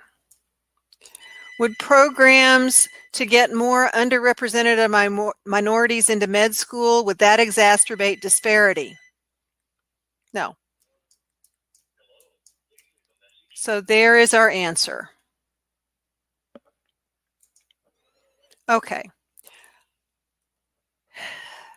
This is asking us to figure out a whole bunch of stuff, so this is an implicit question. What kind of question is it? Well, it's a Roman numeral question, and it's long, it's wordy, we got a bunch of stuff to figure out. This would be one to skip and come back to, and note that on your, right, the ones we're going to skip. Question 2. Move on. 3.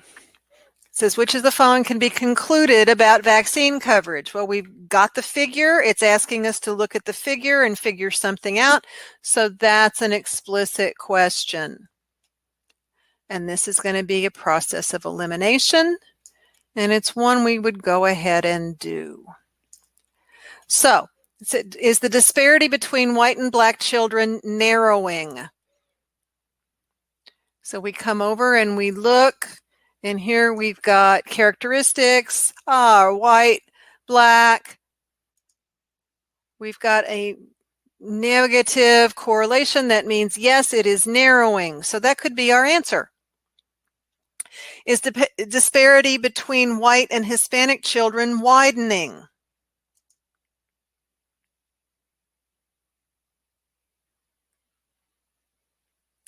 Yes, it is, but not significantly. Very good. So we can eliminate B. So is the gap in health disparities getting wider each year?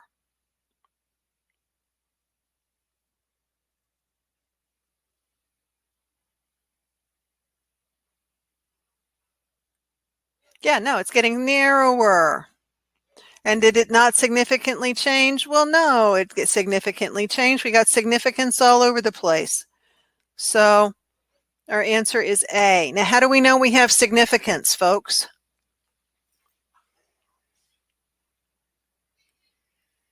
Yeah, the asterisk. Anytime there's the asterisk by the number, according to the legend in the figure, that's a significant statistical finding. Very good. Okay. Number 4, do we need the passage to answer this? No. It's a memory question. You just need to know this stuff. And this is going to be a process of elimination, and it would be one we would just go ahead and do. So as a result of the associated pain, children may develop a fear of vaccination. As an emotion, fear includes physical component of physiological arousal. Which of the following correctly describes a hormone involved in the fear response? All right. So epinephrine is a modified amino acid released from the adrenal cortex. Is that true or not?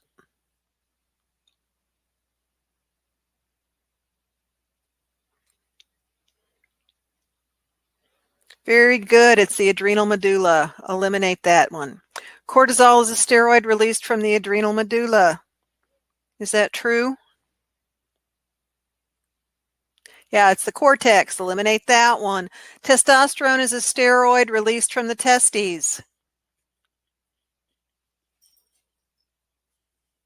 Does that correctly describe a hormone involved in the fear response?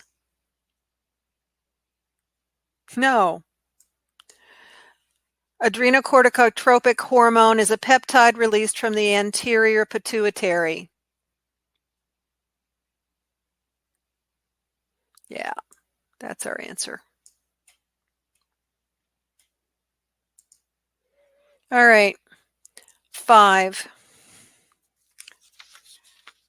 Right, this is another implicit question. It's asking us to figure something out. There's quite a bit of verbiage here. Kind of got to figure out what's going on with these graphic representations. It's going to be a process of elimination, but this is one I think it depends whether you skip it or not. I would be tempted to skip it and come back just because for me, looking at it, this is going to take longer for me to process than I want to take right now. I want to see if I can go get another question. So here we go. It says it's expected that as spatial inequality increases, resources distribution is going to do what? It's asking you to predict something. So that's going to be an implicit question. What's going to be our strategy here? Are we Roman numeral 2 by 2, 2-part? Yeah, this is a 2 by 2. So we get to do 50-50 on it. And so we do it. Right? So as spatial inequality increases, will resource distribution become more equitable or less equitable? Less. So we can get rid of A, we can get rid of C right off the bat. Less equitable. Okay, and is that going to cause a negative annual change in coverage disparity or a positive annual change?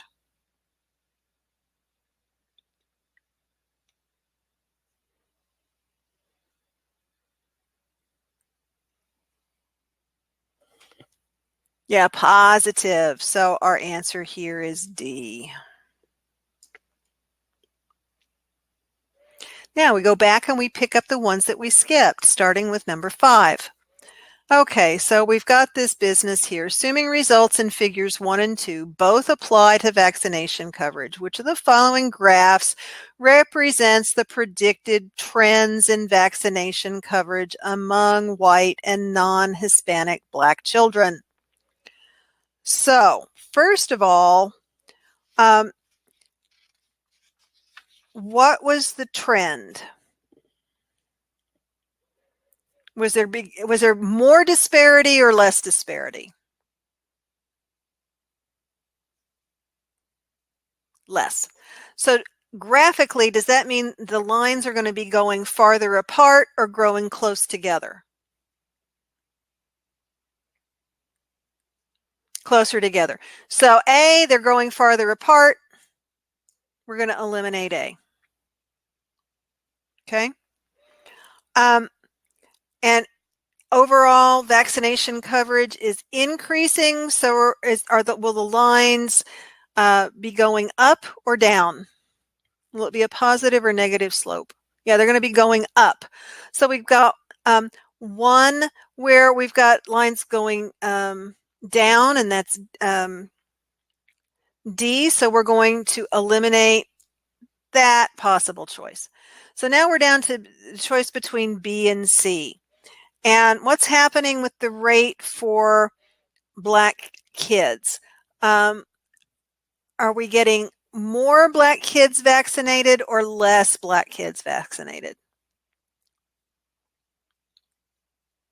More. So should the line representing Black children, would that be higher or lower than the line for white kids?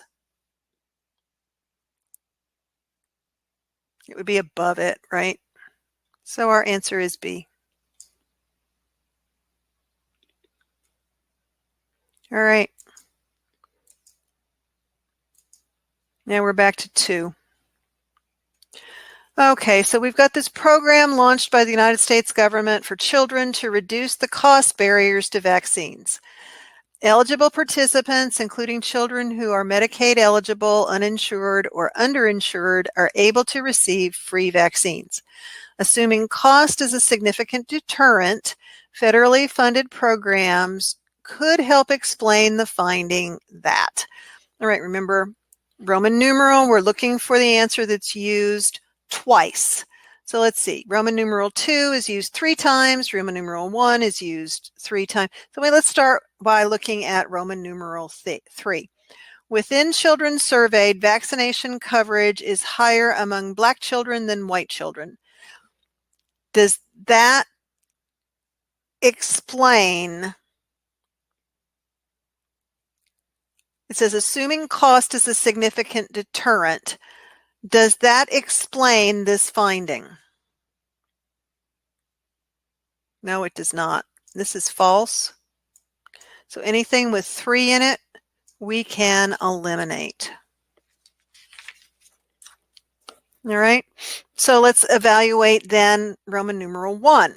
Within white surveyed, vaccination coverage is higher among children than adults. So assuming cost is a significant deterrent, would these kinds of programs explain that finding?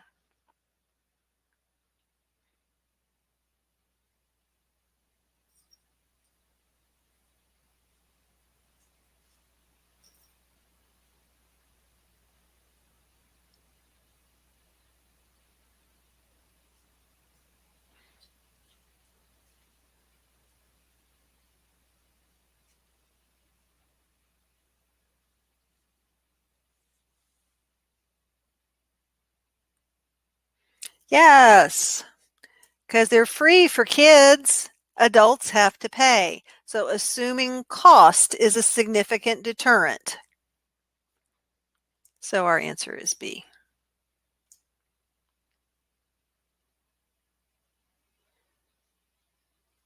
All right. If you've got questions about any of this stuff, we'll come back to it at the end of class. Right now, I'm trying to be cognizant of time, and we still have quite a bit to talk about. Starting with status and what status is. We need to be talking about social interaction and culture. So status is a socially defined position in society. And we can have different kinds of status. A master status is one that dominates. It determines your place in society. An ascribed status is one that's just given to you. Doesn't matter what you do. And an achieved status is one that you earn because you have worked hard, done something. So we've got a picture here of 2 people. What statuses are shown in this picture?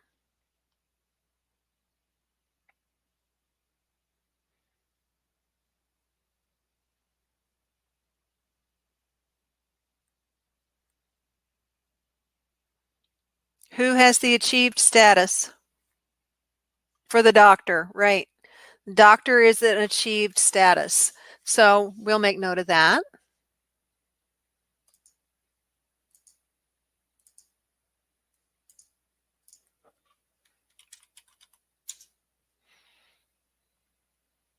Yeah, patient is kind of ascribed, right? You haven't really done anything to earn it. What else is an ascribed status?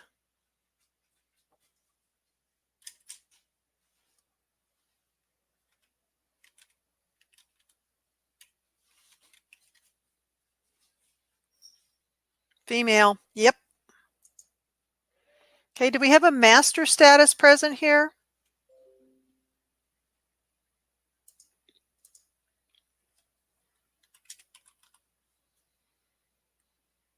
Yep, doctor.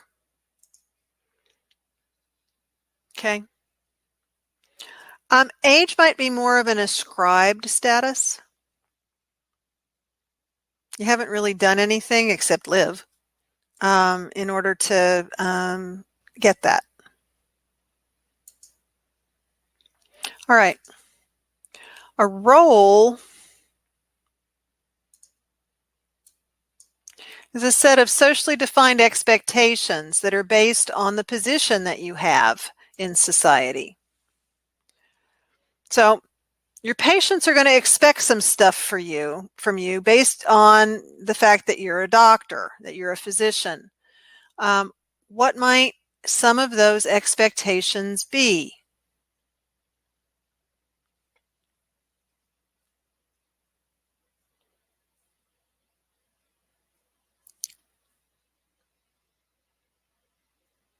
You know, you have a good point there, Kevin. And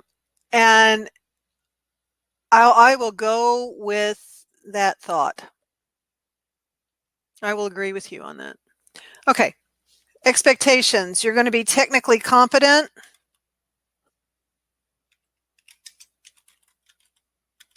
You're going to have some level of knowledge and expertise.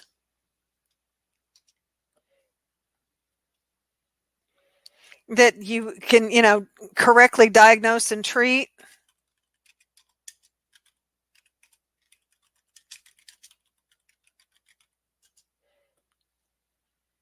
What else are they going to expect of you as a physician?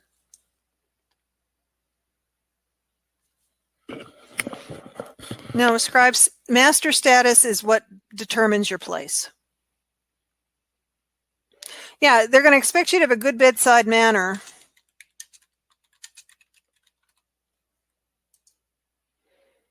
And be empathetic and all that. Yes, absolutely.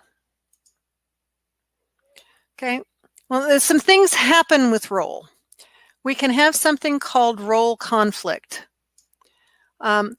When you have multiple expectations from multiple social positions, those can conflict with one another. So for instance, at some point in time, you may possibly be a physician and a parent and a spouse or partner to someone, and the expectations that come with those separate roles may conflict. Particularly, expectations about time, right? Right, you can also have role strain. When you have tension about expectations within a single position. So for instance, right now you're a student and you kind of expect yourself that you're going to study for the MCAT, but you also want to have some fun. You don't want to spend, all of your waking hours, 24/7 doing nothing but studying. So that is role strain, conflicting expectations under the same position. And then you have role exit, where you're transitioning from one role to another. So right now you are a pre-med student, and of course you're going to pass the MCAT and get accepted into medical school, at which point you will be a medical student, and then you will be exiting the role of pre-med student. All right. We have ways of being together. We have something called a group, which is a number of people who identify and interact. We have something called an aggregate, where people are just simply existing in the same space, but they don't identify or interact. And we have something called a category, where people share characteristics, but don't regularly interact. So what would be an example of a group?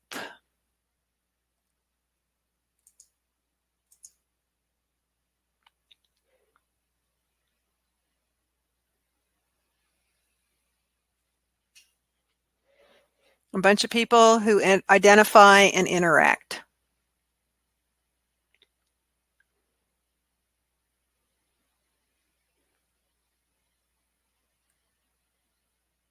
How about a fraternity?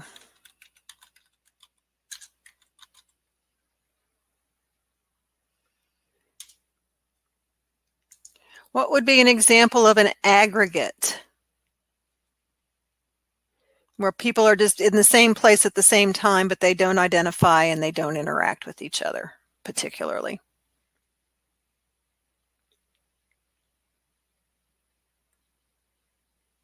Yeah, people in the library.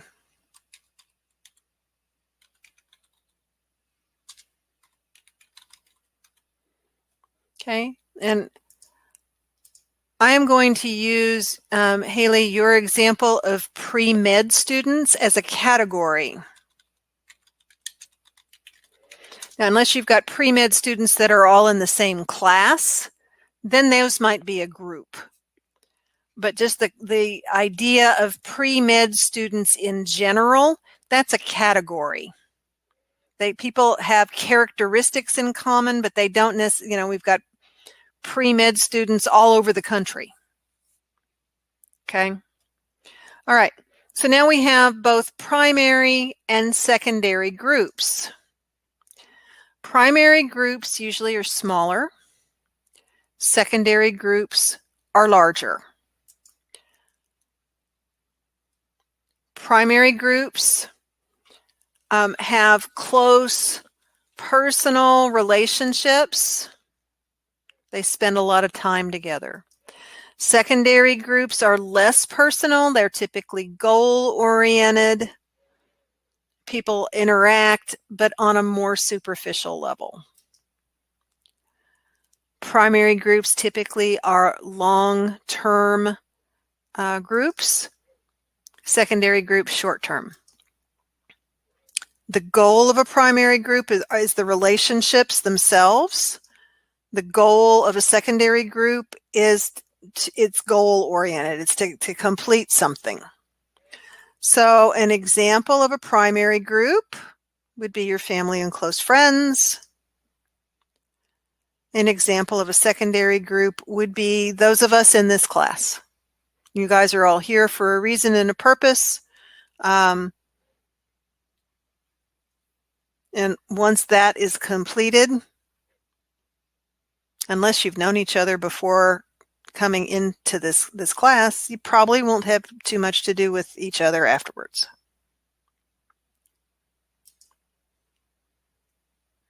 Okay, now we got to parse out the difference between an in-group. That's the group a person identifies with and belongs to. The out-group is one that the person doesn't belong to or identify with. And a reference group. It's one that people use to compare themselves to.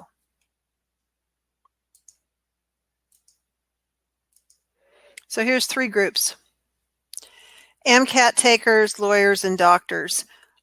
Who's your in group?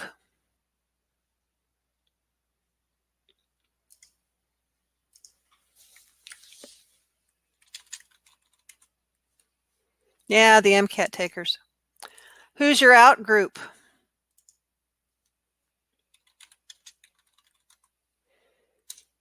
Yeah, lawyers, right? Some people would say lawyers are everybody's out group. I didn't say that. And who is your reference group then?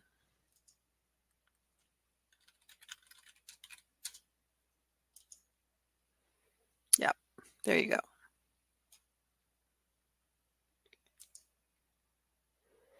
Okay, social network is this web of social connections or relationships.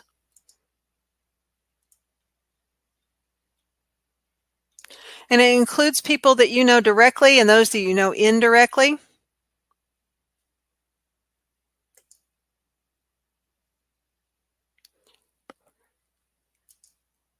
So, how do social networks interact with each other?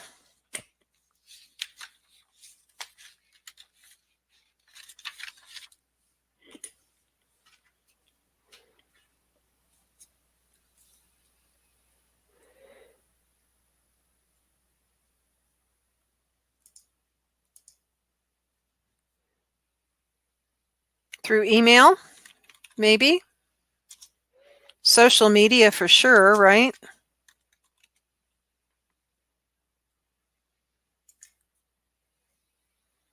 Possibly face-to-face.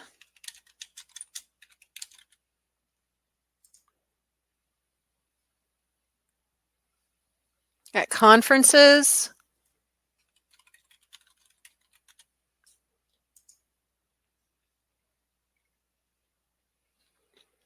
Great, you get the idea. Yeah, any kind of collaborative event.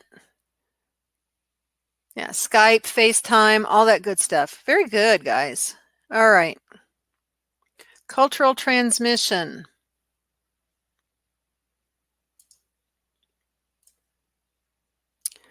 This is how people go about learning and passing on new information within their society or culture.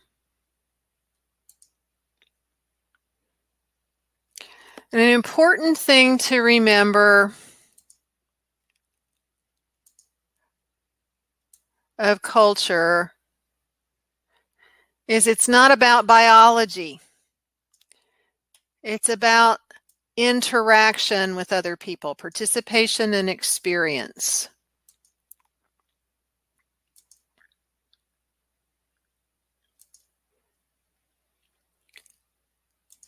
Right, cultural diffusion is when cultural beliefs, etc., spread from one group to another. So what would be an example? What's something that culturally diffuses from one, let's say from one ethnic group to another? What are some things that spread from food? Absolutely. Absolutely. Sometimes music, right? Sometimes depending language, right? So you get the idea. Very good. All right. Looky here. We've got an except not least question. Freestanding.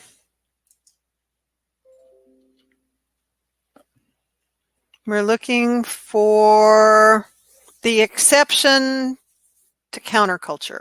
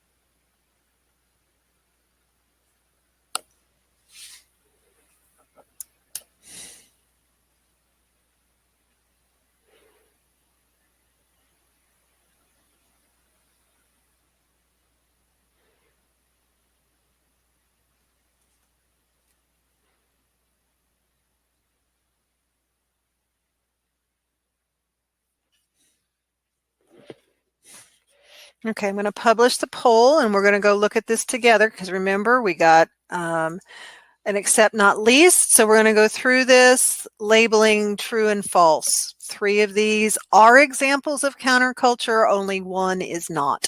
So a community of environmentalists living apart from other members of society in a secluded area using sustainable energy, traditional farming techniques. Is that an example of counterculture?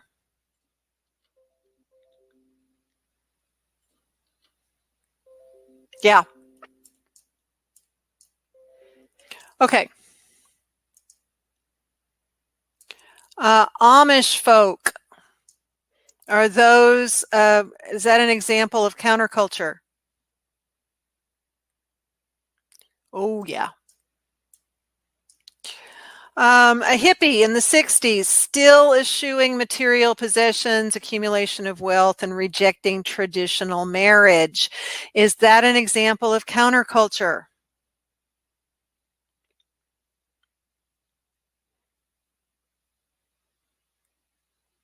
Yes, it is. A Latino family celebrating Christmas by sharing gifts and a large meal on midnight before Christmas rather than the morning. Is that counterculture? Is that going against the culture?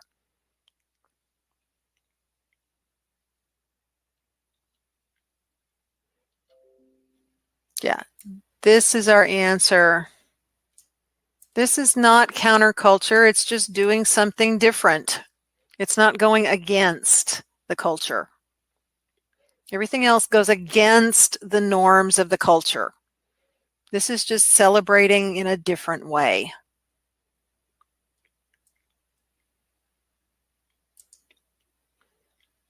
So our answer is D.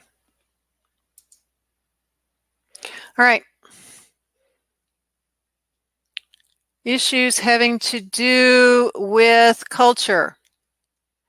Not celebrating at all, not necessarily counterculture, but okay, if we're talking about America, maybe somebody that is worshiping Satan on on Christmas, that might be considered counterculture.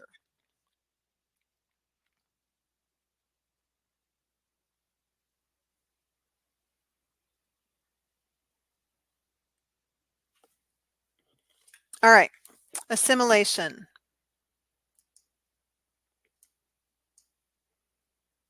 It's how a person or a group's culture comes to resemble those of another group. Multiculturalism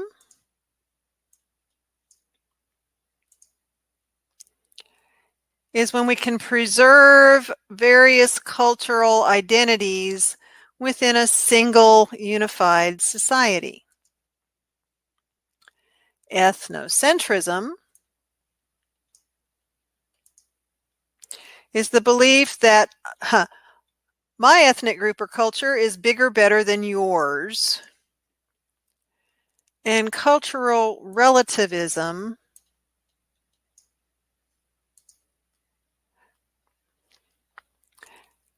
is the idea that a person should be understood in terms of their own culture.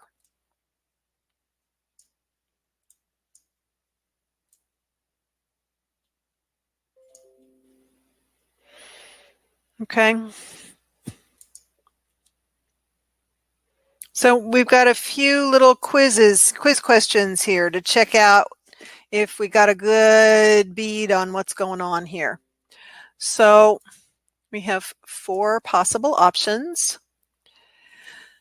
So RR is a 15-year-old female who's pregnant seeking an abortion. She's a first-generation American. Her family comes from a culture where women are strictly forbidden to interact before marriage. The fact that she is pregnant demonstrates that what? Is that about cultural assimilation, multiculturalism, ethnocentrism, or cultural relativism?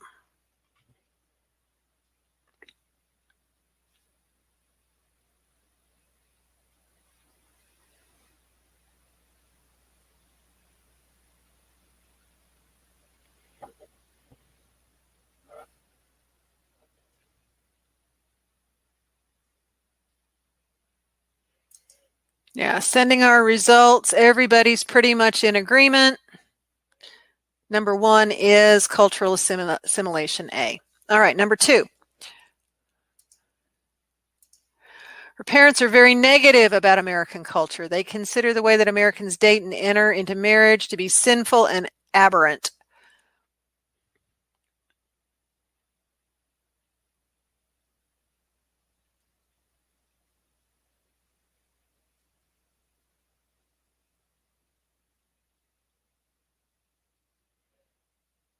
Publishing those results. Everybody's in agreement and correct that that's ethnocentrism.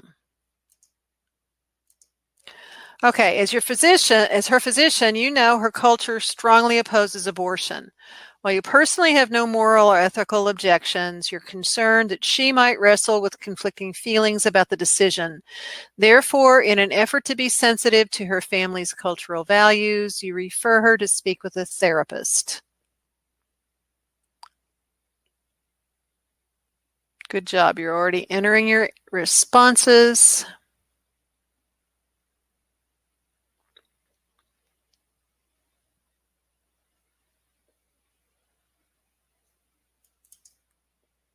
And most of you chose option D, which is the correct answer. This is about cultural relativism. That's about being sensitive to a person's culture and trying to understand that from their point of view. All right, which gets us to the whole question of what is culture in the first place? Well, it is everything about a society, everything shared by members of a society, right? So that's everything that's made, learned, including beliefs, behaviors, values, and material objects. So we can have material culture, which is all the stuff, concrete, visible parts. And then we have, of course, then non-material culture, also known as symbolic culture, which is all the intangible stuff, values, beliefs, concepts, ideas. And non-material culture always informs material culture. So here we've got all these various aspects of culture: food, art, drama, music, attitudes, beliefs, language, etc., etc., etc. Okay, we have something called culture lag. Right? Sometimes cultures take time to catch up with technological innovations.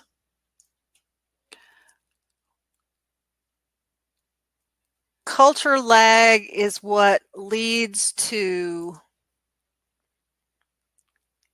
social problems and social conflicts.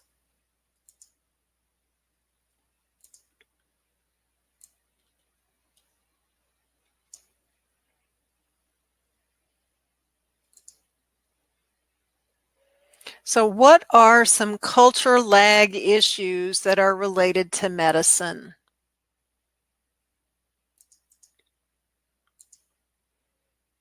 What are some things that technology says we can do? We have the technology for it in medicine, but the culture is like at odds about it.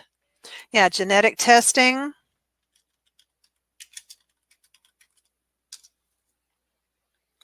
For some people, blood transfusions.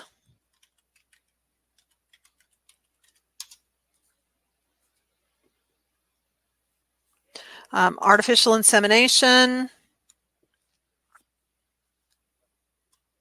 Stem cell research.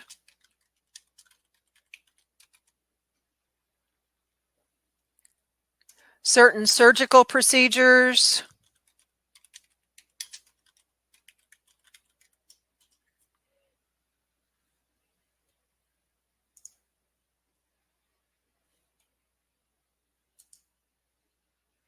Okay. Culture lag is different from culture shock. Culture shock is more personal. It's a personal disorientation that a person has. Usually because you are moving from one culture into another and you are overwhelmed with information. Too much new, too fast. Okay, so information overload, problems with language, gaps in technology or skill, all that adds to culture shock. All right. Once upon a time, in a land far, far away, anthropologists believed that there was like this biological basis for culture, that cultures evolved kind of in the same way that biological organisms evolved. Now we know that's not true. That culture is intentionally taught and can be spread from one group to another. So it's about social interaction.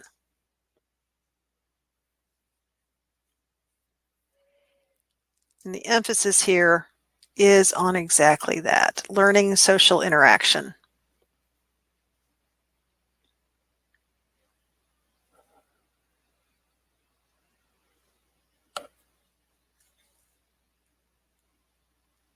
All right, folks.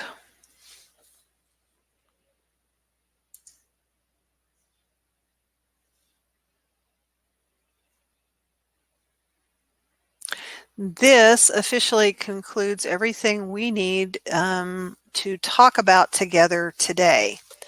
We do still have some time, so I'm going to open it up now for questions. Any questions you have about anything we've talked about, the ICC passage and questions? Now is the time to ask.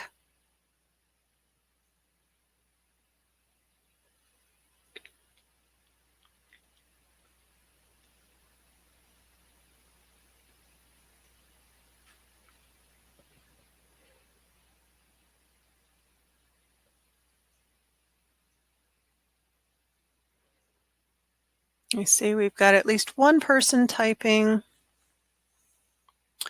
Oh, wow. That hormone question, yeah, more about things involved like with fight or flight, stress response. Yeah, and kind of as was pointed out earlier, most of that stuff is going to be things that were covered in your bio class. Yeah, thanks, Felix, for that that tip.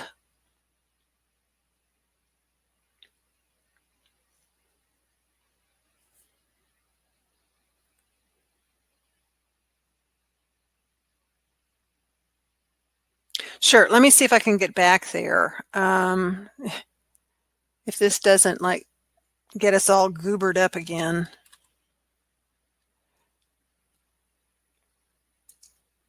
Here we go.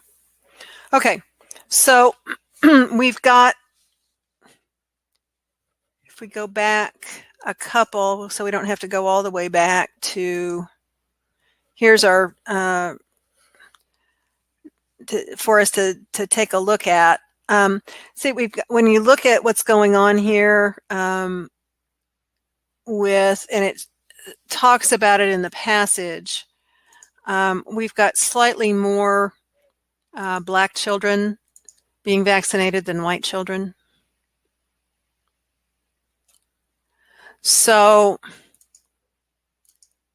when we come over here, that means the line representing Black children needs to, there are more of them. It needs to be above the numbers of white children.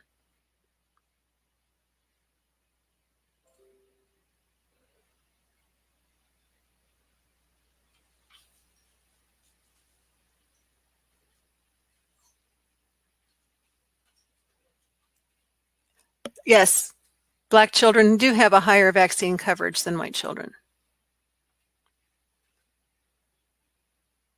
So that's what we're looking for here.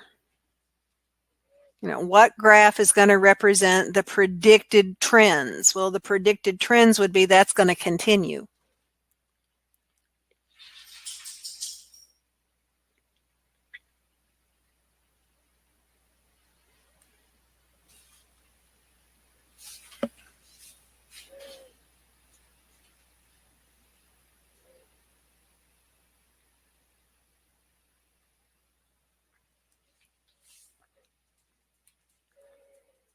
And you guys are absolutely right. There's two sources of information for that within the passage. One is it's written, and two, looking at that bar graph, that figure 2 clues you into that.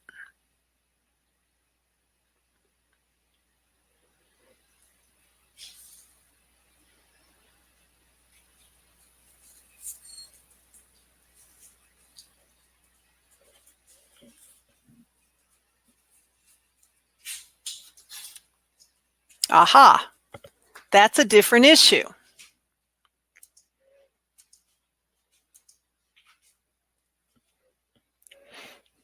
Good question, but it's a different issue because the question is asking, assuming cost is a significant deterrent, does the issue of cost have anything to do with the fact that there's more Black kids than white kids being vaccinated?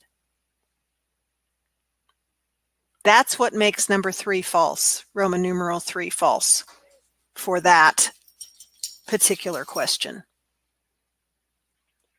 Yeah, tricky, right?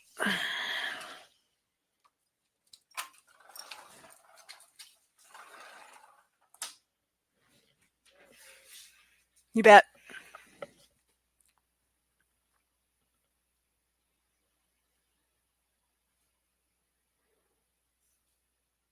Yeah, all kids get this stuff, this program makes these things free for all kids. So that doesn't explain how come we've got a little bit more Black kids than white kids getting these vaccines.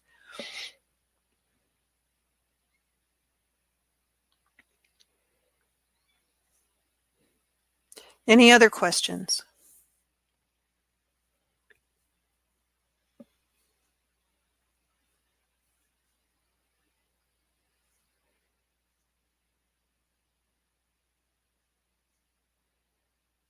If you have no other questions, you are absolutely free to go. This is all we are going to do for today.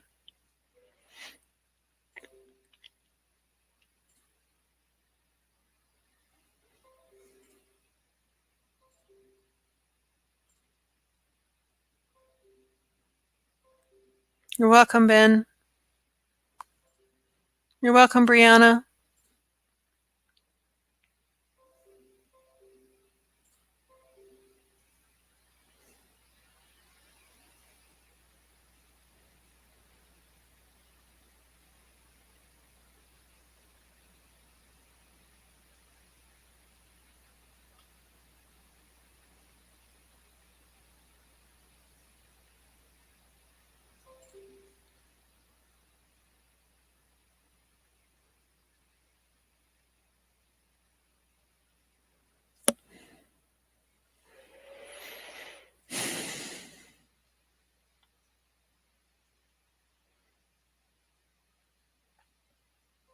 I sense a question coming on.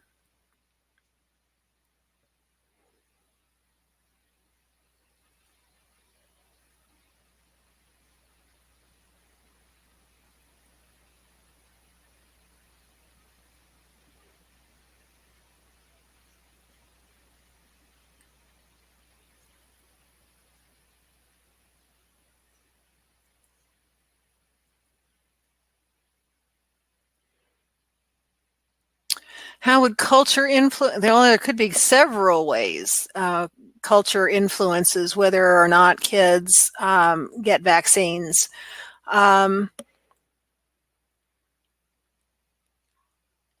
things about on all kinds of levels, like programs like this. Is there funding for them? Does the is that a cultural value? Um, all kinds of things.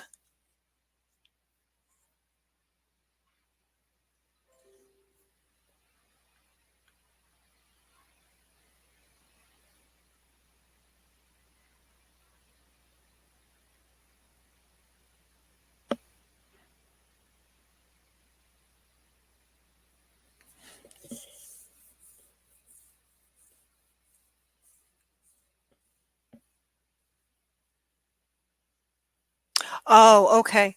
Um,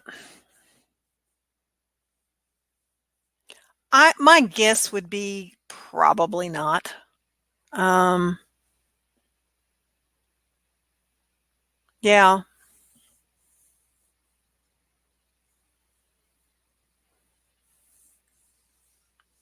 you bet, Haley.